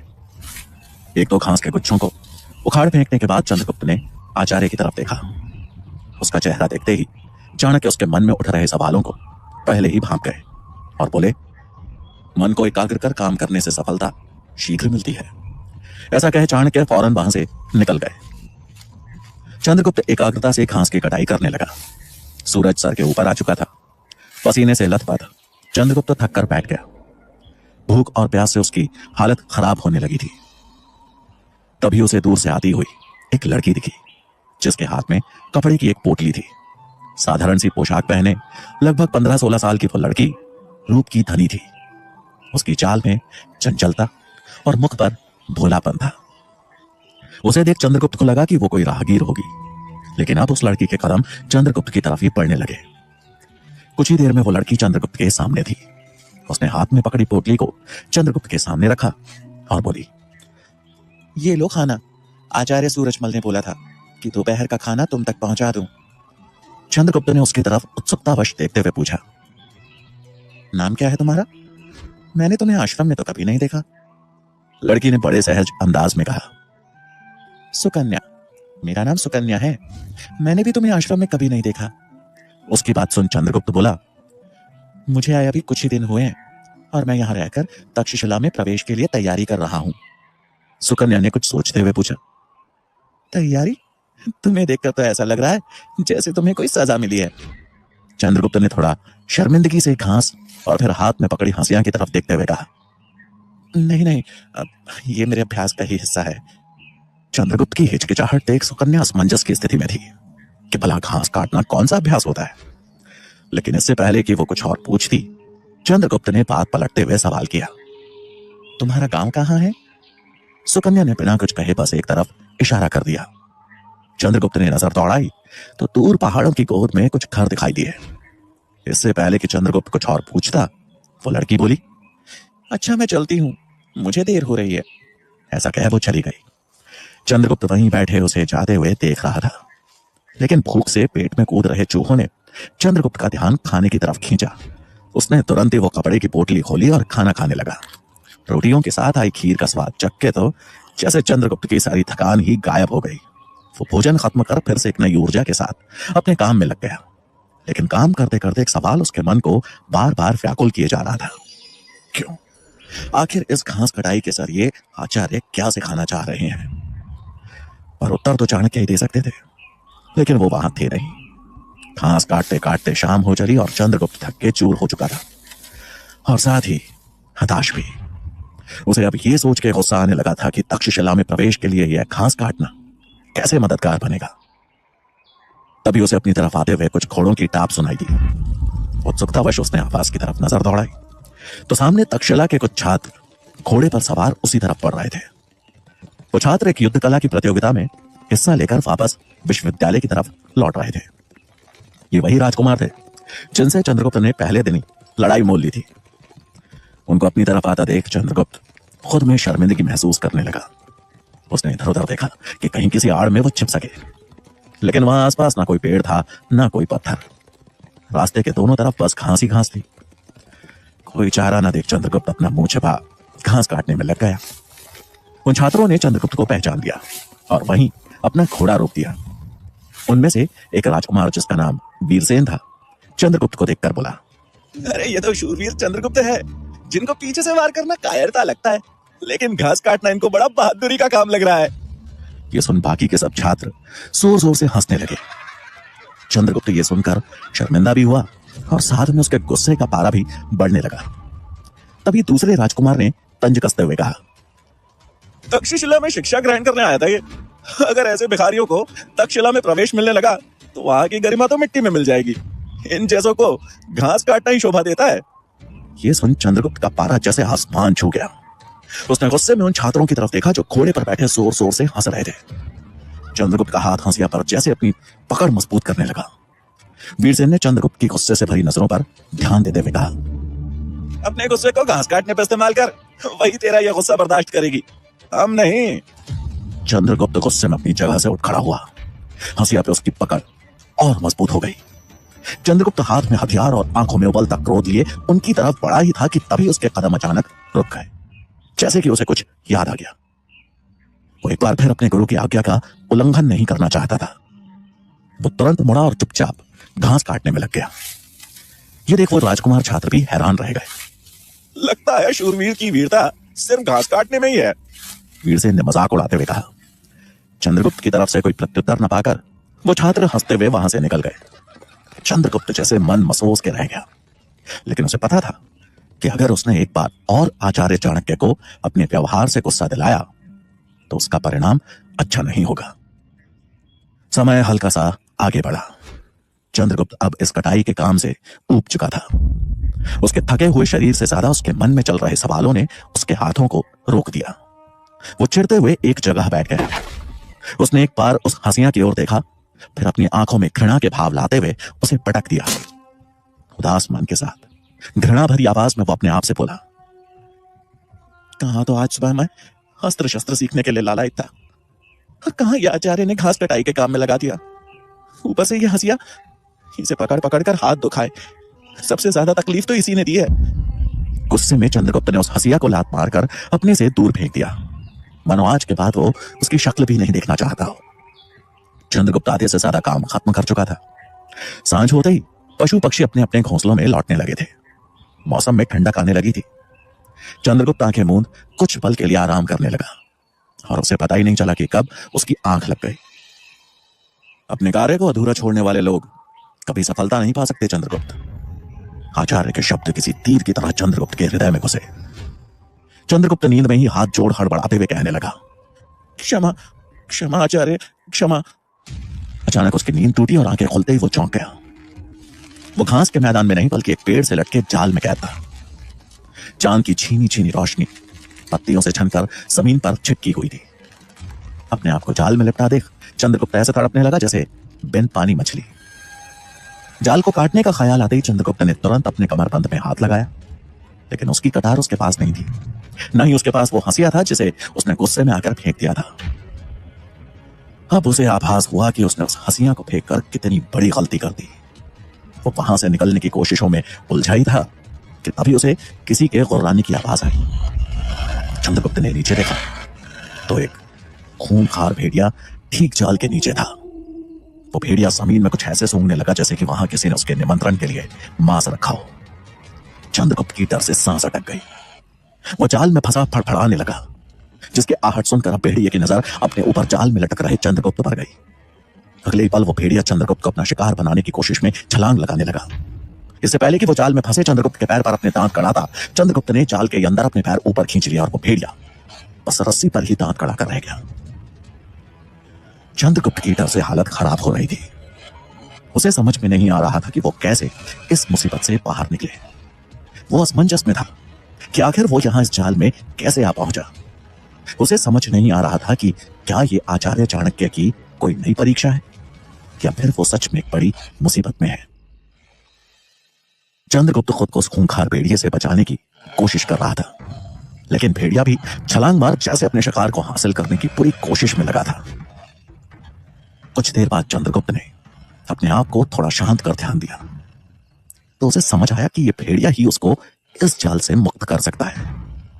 अपने शिकार को पाने की कोशिश में उस भेड़िए के नुकीले दांत हर बार बस रस्सी पर ही उलझ के रह जाते। चंद्रगुप्त अब बड़ी चालाकी से जाल के निचले सिरे पर अपना पांव रखने लगा, और जैसे ही वो भेड़िया उसे काटने के लिए उछलता, चंद्रगुप्त अपने पांव ऊपर कर लेता और भेड़िए के दांत बस रस्सी को ही काट के रह जाते। कुछ ही देर में चंद्रगुप्त की चालाकी काम आई और जल्दी ही जाल की रस्सी का एक सिरा कट चुका था। चंद्रगुप्त ने तुरंत ही बुनी हुई रस्सी को सुलझाते हुए जाल को खोलना शुरू कर दिया। कुछ ही पलों में चंद्रगुप्त जाल से बाहर था और टहनी से बंधी रस्सी को पकड़ के पेड़ पे चढ़ने लगा। नीचे भेड़िया अपने शिकार को खुद से दूर जाता देख बेचैन हो रहा था, जैसे उसके मुंह से किसी ने निवाला छीन लिया हो। चंद्रगुप्त बड़ी फुर्ती से पेड़ की टहनी पे जा पहुंचा और भेड़िए के जाने का इंतजार करने लगा। अगले पल भेड़िए पर एक छोर से तीर का निशाना लगा और वो अपने ऊपर खतरे को भांपते हुए वहां से भाग खड़ा हुआ। चंद्रगुप्त हैरान था कि आखिर इतनी रात में इस जंगल में भला धनुष लिए कौन था। उसने तीर चलाकर ना तो चंद्रगुप्त पर वार किया और ना ही उस भेड़िए पर। क्या उसका निशाना चूक गया था? ये सोचते हुए चंद्रगुप्त अब सतर्कता से नीचे उतरा और पेड़ों की ओट लेते हुए तीर चलाने वाले की दिशा की ओर बढ़ा। अचानक पत्तियों की सरसराहट ने उसे और चौकन्ना कर दिया, लेकिन तभी उसके सामने अपने सिर से पत्तियों को हटाते हुए सूरजमल आ गया, जो हाथ में धनुष पकड़े हुए था। उसे देख चंद्रगुप्त की जान में जान आई और उसने उत्सुकता से सवाल करते हुए पूछा, आप इतनी रात में यहां और मुझे उस जाल में क्यों डाला? ये कौन सी परीक्षा है? सवालों की इस झड़ी को सुन सूरजमल मुस्कुराया और बोला, मैं तुम्हारी सुरक्षा के लिए ही यहां छिपा था। मुझे खुशी है कि तुम अपनी सूझबूझ से इस जाल से निकलने में सफल हुए, लेकिन अगर वो भेड़िया तुम पर हावी होता तो उसे भेदने के लिए मेरा तीर तैयार था। और रही बात इस परीक्षा की, तो इन सवालों के जवाब तो तुम्हें आचार्य ही देंगे। दोनों जंगल के उस अंधेरे को पार करते हुए आश्रम की तरफ चल दिए, जहां चाणक्य उनकी प्रतीक्षा कर रहे थे। आचार्य के हाथ में हंसियां देखते ही चंद्रगुप्त को समझ आ गया कि आचार्य के इस व्यू के पीछे उनकी क्या मंशा थी। उसने चाणक्य के पांव छुए और ग्लानि भरे स्वर में कहा, वस्तु की सही कीमत का अंदाजा उसके अभाव में ही होता है। अगर उस समय मेरे पास वो हंसिया होती तो मैं बड़ी आसानी से उस जाल से बाहर आ सकता था और उस भेड़िए का भी सामना कर सकता था। चंद्रगुप्त को आशीर्वाद देते हुए चाणक्य बोले, बहुत अच्छे चंद्रगुप्त, ध्यान रहे, मेरे लिए मौखिक शिक्षा से कहीं बढ़कर है प्रायोगिक शिक्षा। इंसान जब अपने अनुभवों से सीखता है तो वो सीख जीवन भर उसका साथ देती है। यह सुन चंद्रगुप्त के चेहरे पर एक संतोषजनक मुस्कान थी, लेकिन घास वाली बात सोचकर उसने थोड़ा असमंजस भरे स्वर में पूछा, लेकिन आचार्य, आपने मुझे घास काटने को क्यों कहा? उसमें कौन सी सीख छिपी है? धैर्य। चाणक्य के इस शब्द ने मानो चंद्रगुप्त के मन के सभी प्रश्नों का उत्तर दे दिया। चंद्रगुप्त की प्रगति देख चाणक्य के मुख पर संतुष्टि के भाव थे। चंद्रगुप्त से मिल चाणक्य तक्षशिला की ओर चल दिए। वहां पहुंचते ही उनका सामना आचार्य गजानन से हुआ, जो अपने छात्रों को दबे स्वर में कुछ बता रहे थे। चाणक्य को अपनी तरफ आता देख उन्होंने तुरंत ही अपनी बात पलट दी। गजानन को घेरे वही राजकुमार छात्र थे जिनसे चंद्रगुप्त की अनबन हुई थी। चाणक्य के पास आते ही सभी छात्रों ने उन्हें प्रणाम किया और गजानन का इशारा मिलते ही वहां से चले गए। गजानन के चेहरे के भाव पढ़ते हुए चाणक्य बोले, छिपाया उनसे जाता है आचार्य जो मन की बातें न भाप पाए। ये सुन आचार्य गजानन के चेहरे के भाव बदल गए, मानो उनकी कोई बड़ी गलती पकड़ी गई हो। चाणक्य ने दूर जाते हुए छात्रों की ओर नजर दौड़ाते हुए कहा, अब इन्हें चंद्रगुप्त को तोड़ने के कौन से नए षड्यंत्र का पाठ दे रहे हैं आप? चाणक्य का यह वाक्य गजानन के सीने में किसी तीर की तरह चुभ गया। वो तुरंत दिल मिलाते हुए बोले, षड्यंत्र तो आप रच रहे हैं एक बाहरी अयोग्य असभ्य लड़के को तक्षशिला में प्रवेश दिलाने का, लेकिन यह मत भूलना कि जब तक मैं यहां हूं इस विश्वविद्यालय की गरिमा पर आज नहीं आने दूंगा। गजानन की बात सुन चाणक्य ने कटाक्ष करते हुए कहा, छात्रों का अपने स्वार्थ के लिए उपयोग करना, तक्षशिला की गरिमा का बड़े अच्छे से ध्यान रख रहे हैं आप। यह सुन गजानन का चेहरा गुस्से से लाल हो गया। चाणक्य ने अपनी बात जारी रखते हुए कहा, एक शिक्षक का प्रमुख कार्य होता है अपने छात्रों को सही दिशा दिखाना, जिस पे चलकर वो अपने भविष्य की एक मजबूत नींव रख सके। लेकिन आप तो इनकी नींव ही कमजोर करने पर तुले हुए हैं आचार्य चाणक्य। गजानन ने गरजते हुए कहा, हमें शिक्षा का पाठ ना ही पढ़ाएं तो उचित होगा। आपकी खुली हुई शिखा आपके ज्ञान और सम्मान का उचित प्रमाण दे रही है सबको। ये कह गजानन ने उनके घाव को कुरेद दिया था। शिखा का नाम सुन चाणक्य को मानो धनानंद से हुए अपने अपमान का दृश्य याद आ गया। वो कुछ बोलने को हुए कि तभी पीछे से आचार्य मेघनाथ की आवाज गूंजी, ज्ञान और सम्मान का ही नहीं अभिमान का भी आचार्य गजानन। चाणक्य अपने भावों को काबू करते हुए पीछे मुड़े तो सामने आचार्य मेघनाथ थे, जो कुछ दिनों की यात्रा के बाद आज तक्षशिला लौटे थे। चाणक्य को सही सलामत अपने सामने देख उन्हें मानो ठेस सी लग गई। उन्होंने ताना कसते हुए चाणक्य के समीप आकर कहा, मृत्यु से ज्यादा बुरा है अभिमान का टूटना, और उस चोट की पीड़ा आपके मुख पे स्पष्ट झलक रही है आचार्य चाणक्य। लेकिन आप चिंता ना करें, अपमान का घूंट हर इंसान को उसकी सही कीमत का आभास करा ही देता है। उम्मीद है आपको भी। ये सुन चाणक्य ने उनकी बात काटी और पलटवार करते हुए कहा, अपमान का घूंट इंसान के अंदर कुछ कर दिखाने की ज्वाला भी पैदा करता है आचार्य मेघनाथ, और मेरा अंतर्मन अभी उसी ज्वाला में दहक रहा है। वैसे मेरे मगध जाने से पहले आपने अंतिम भोजन का प्रस्ताव रखा था। मुझे आपकी पीड़ा समझ आ रही है। आपकी इच्छा तो पूरी नहीं हुई, लेकिन अब आप चाहें तो हम भोजन साथ में कर सकते हैं। चाणक्य का यह कटाक्ष सुन मेघनाथ और गजानन की बोलती बंद हो गई। चाणक्य ने उन दोनों को नमन किया और वहां से आगे बढ़ गए। आचार्य मेघनाथ के आ जाने से चाणक्य की मुश्किलें और बढ़ गई थी, क्योंकि अब सिर्फ गजानन ही नहीं बल्कि मेघनाथ भी चंद्रगुप्त को परीक्षा में विफल करने के प्रयास में जुटने वाले थे, और चाणक्य को इसका आभास अच्छे से था।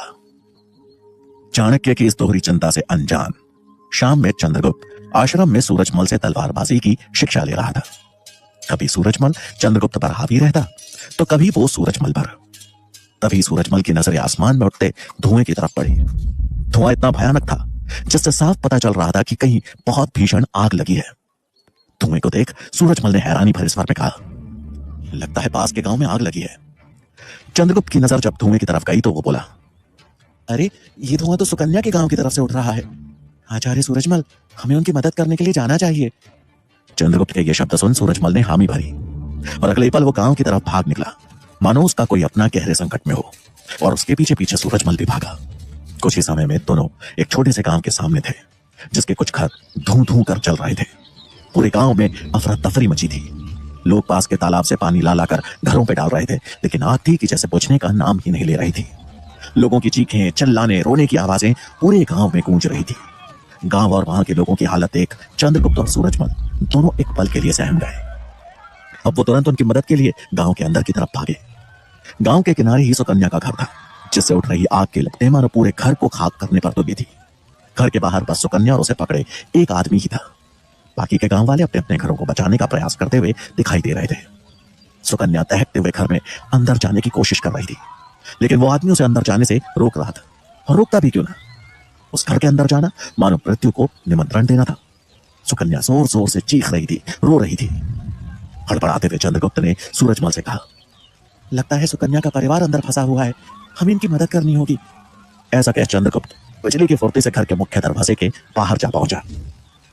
आग की लपटें इतनी ज्यादा थी कि अंदर घुस पाना बहुत कठिन था। सुकन्या की ही उम्र के एक लड़के को अंदर जाने का प्रयास करते देख वो आदमी चौंक गया। सुकन्या को संभालते हुए उसने चंद्रगुप्त को भी रुकने को कहा। तभी पीछे से सूरजमल ने आवाज लगाई, हमें पहले दरवाजे पे ढेर सारा पानी डालना होगा, तभी अंदर जा पाएंगे। चंद्रगुप्त को यह बात सही लगी और दोनों तेजी से तालाब की तरफ दौड़े। रास्ते में एक जगह से पानी का बर्तन उठा दोनों तालाब के पास जा पहुंचे। तालाब से पानी ले जाने वालों की होड़ मची हुई थी। लोग जल्दी जल्दी में पानी ले जाकर अपने घरों पे उड़ेल रहे थे ताकि आग बुझ सके। चंद्रगुप्त हड़बड़ाहट में तालाब से पानी भरने को आगे बढ़ा ही था कि तभी उसको किसी का धक्का लगा और वो सीधा तालाब में जा गिरा। ये देख सूरजमल और ज्यादा घबरा गया। पानी के अंदर पहुंच जैसे चंद्रगुप्त की सांस अटक गई। वो घबराहट में अपने हाथ पांव मारने लगा। उस अंधेरी रात में सूरजमल को बस हाथ पैर मारता चंद्रगुप्त दिख रहा था। वो जोर से चिल्लाया, चंद्रगुप्त!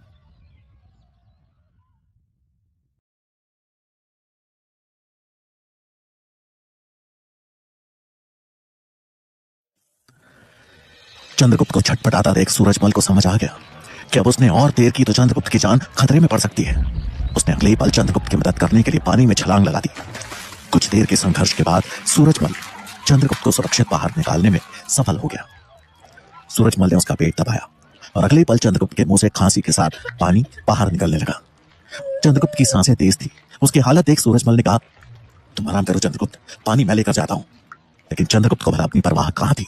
वो अगले पल खड़ा होकर बोला, मैं ठीक हूं, अभी आवश्यक है सुकन्या और इन गांव वालों की सहायता करना। सूरजमल को पता था कि चंद्रगुप्त नहीं मानने वाला और उसने उसे रोकने का प्रयास भी नहीं किया। दोनों बड़ी फुर्ती से पानी लेकर सुकन्या के घर की तरफ भागे। दरवाजे पे पानी डालते ही आग की लपटें कुछ कम हुई और चंद्रगुप्त एक गीली चादर ओढ़ घर के अंदर घुस गया। उसके पीछे पीछे सूरजमल भी अंदर जा पहुंचा। अंदर बस धुआं ही धुआं था, कुछ भी दिखाई नहीं दे रहा था। उस भीषण गर्मी में चंद्रगुप्त की गीली चादर सूखने लगी थी। चंद्रगुप्त ने घर के आंगन में जाकर बड़े ध्यान से देखा तो बीच में सुकन्या की मां और पिताजी दोनों मूर्छित होकर जमीन पर पड़े थे। आंगन के चारों तरफ आग ने जैसे घेरा बनाया हुआ था। चंद्रगुप्त ने बिना कोई दूसरा विचार किए आग के घेरे को चीरते हुए आंगन की तरफ छलांग लगा दी और अगले ही पल वो सुकन्या की मां और पिताजी के पास था। उनका शरीर आग से काफी हद तक झुलस चुका था। चंद्रगुप्त और सूरजमल को अंदर जाता देख सुकन्या ने भी अपने आप को उस आदमी से जैसे तैसे छुड़ाया और अंदर की ओर भागी। कुछ हिम्मत जुटाते हुए वो आदमी भी सुकन्या के पीछे पीछे अंदर भागा। तब तक चंद्रगुप्त सूरजमल की मदद से सुकन्या के माता पिता को लेकर आंगन में लगी आग के घेरे से बाहर आ चुका था। अब सब ने मिलकर किसी तरह सुकन्या के माता पिता को उस दहकते घर से बाहर निकाला, लेकिन तब तक बहुत देर हो चुकी थी। आग ने अपना काम कर दिया था और सुकन्या के माता पिता दोनों की मृत्यु हो गई। उनके झुलसे हुए मृत शरीर देख सुकन्या की चीख गूंज उठी। उनको ना बचा पाने का पछतावा चंद्रगुप्त के चेहरे पर साफ झलक रहा था। काफी प्रयासों के बाद गांव में फैली आग को किसी तरह से काबू में किया गया, लेकिन तब तक काफी जानमाल का नुकसान हो चुका था। गांव में लगी आग किसी की गलती नहीं, बल्कि सोची समझी गहरी साजिश थी।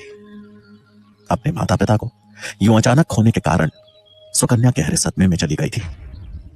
उसकी दशा देखकर चंद्रगुप्त ने सूरजमल से सवाल किया, आचार्य, क्या हम इसे अपने साथ आश्रम नहीं ले जा सकते? चंद्रगुप्त की चिंता सूरजमल को समझ आ रही थी। वो खुद भी यही चाहता था, उसने सुकन्या के पास जाकर उसे सांत्वना देते हुए कहा, तुम अकेली नहीं हो।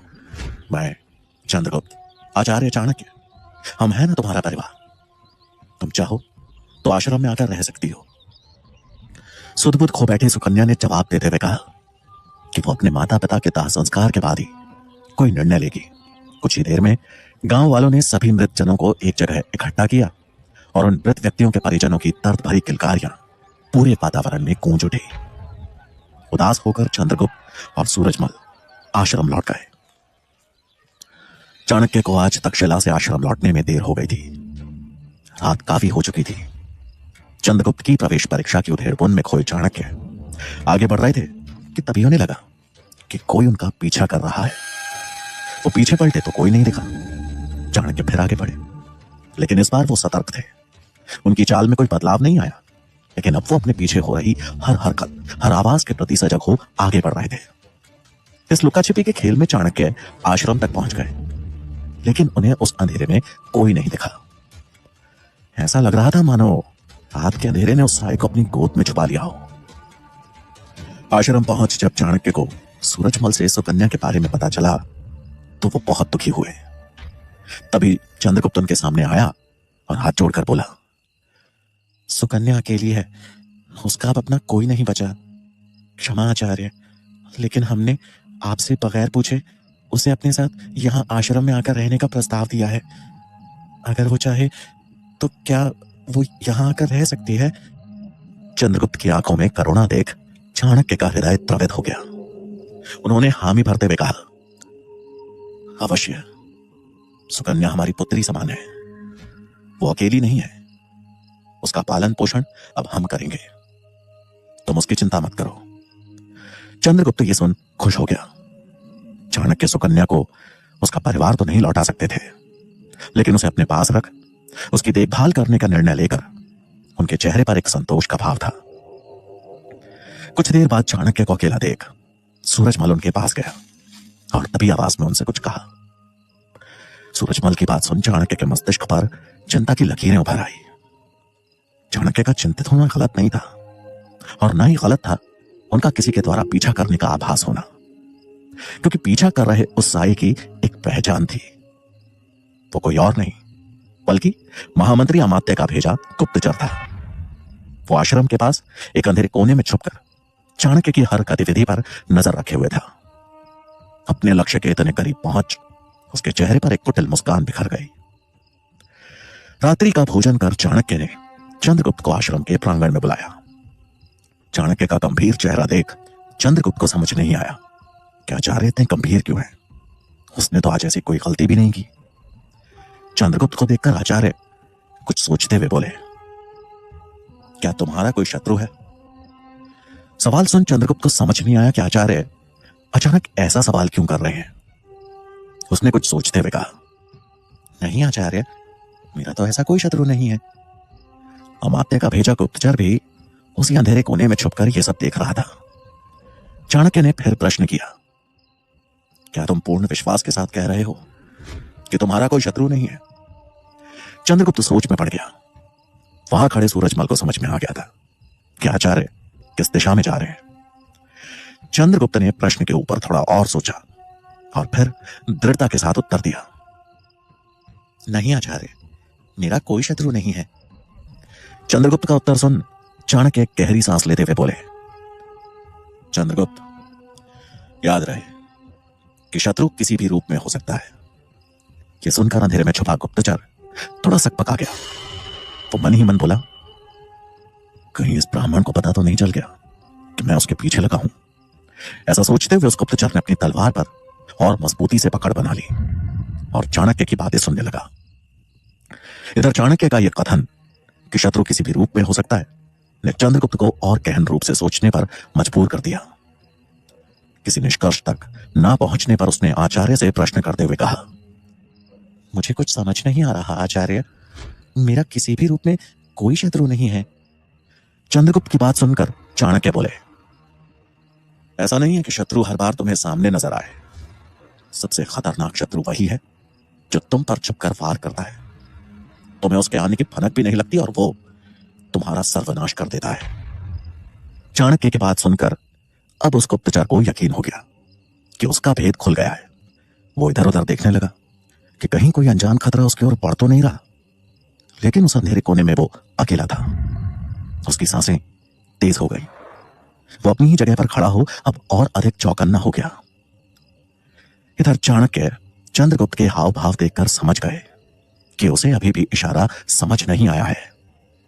उन्होंने उसके विचारों को लगाम लगाते हुए कहा, तुम कह रहे हो कि तुम्हारा कोई शत्रु नहीं है, लेकिन मैं कल तुम्हारी भेंट तुम्हारे शत्रु से करवाऊंगा। हमेशा याद रखना, इससे पहले कि तुम्हारा शत्रु तुम पर हावी हो, तुम्हें उसका सर्वनाश कर देना चाहिए। आचार्य के इस वाक्य ने अब चंद्रगुप्त को गहरी सोच में डाल दिया। इधर कोने में छुपे गुप्तचर का हलक सूख चुका था। चाणक्य की बात सुनकर उसने मन ही मन निर्णय लिया, तुझ जैसा ब्राह्मण और ये बच्चा क्या मारेगा मुझे। मंत्री अमात्य ने मुझे सिर्फ नजर रखने को कहा था, पर अब लगता है कि तुम दोनों का इस संसार से जाने का समय आ चुका है। अगला मौका मिलते ही मेरा वार और तुम दोनों का शीश होगा। वो गुप्तचर सारी रात आश्रम के पास ही एक पेड़ के पीछे छिपा रहा और वहीं उसकी आंख लग गई। जब सुबह उसकी आंख खुली तो आश्रम में कोई आहट न पाकर वो हैरानी में दबे पांव तलवार लिए आश्रम की तरफ बढ़ा। लेकिन जब उसने आश्रम के अंदर खोजना शुरू किया तो वहां कोई भी नहीं था। सब इतनी सुबह सुबह कहां निकल गए? गुप्तचर ने हैरानी में खुद से ही सवाल किया, कहीं वो ब्राह्मण मेरे खिलाफ कोई साजिश तो नहीं रच रहा? कहीं उसे आभास तो नहीं हो गया कि मैं उसके पीछे लगा हूं? मुझे सतर्क रहना होगा। ये सोचते हुए वो तुरंत ही आश्रम से बाहर आ गया और उसी पेड़ के पीछे जा पहुंचा जहां वो रात में सोया था। मुझे सही समय का इंतजार करना होगा। सही समय पर सही वार ही मुझे जीत दिला पाएगा। ये सोच वो वहीं छुपकर प्रतीक्षा करने लगा। लेकिन उसे नहीं पता था कि चाणक्य सुबह सुबह ही चंद्रगुप्त और सूरजमल के साथ एक घने जंगल में पहुंच चुके थे, जहां आज आचार्य चंद्रगुप्त के सामने एक नई चुनौती रखने वाले थे। आचार्य ने चंद्रगुप्त से प्रश्न करते हुए कहा, अंतिम बार पूछ रहा हूं कि क्या तुम्हारा कोई शत्रु है? चंद्रगुप्त ने थोड़ी देर और सोचा और फिर जवाब देते हुए कहा, नहीं आचार्य। चाणक्य ने चंद्रगुप्त का जवाब सुनकर कहा, तो ठीक है, तुम यहीं प्रतीक्षा करो। कुछ ही देर में तुम्हारा सामना तुम्हारे शत्रु से होगा, तैयार रहना। ऐसा कहकर चाणक्य और सूरजमल वहां से चले गए। चंद्रगुप्त अब अकेला था। उसने कमर पर लगी अपनी कटार पर हाथ रखा और चौकन्ना हो चारों तरफ देखने लगा। उसे विश्वास था कि अपनी कटार के साथ किसी भी मुसीबत का सामना वो कर सकता है।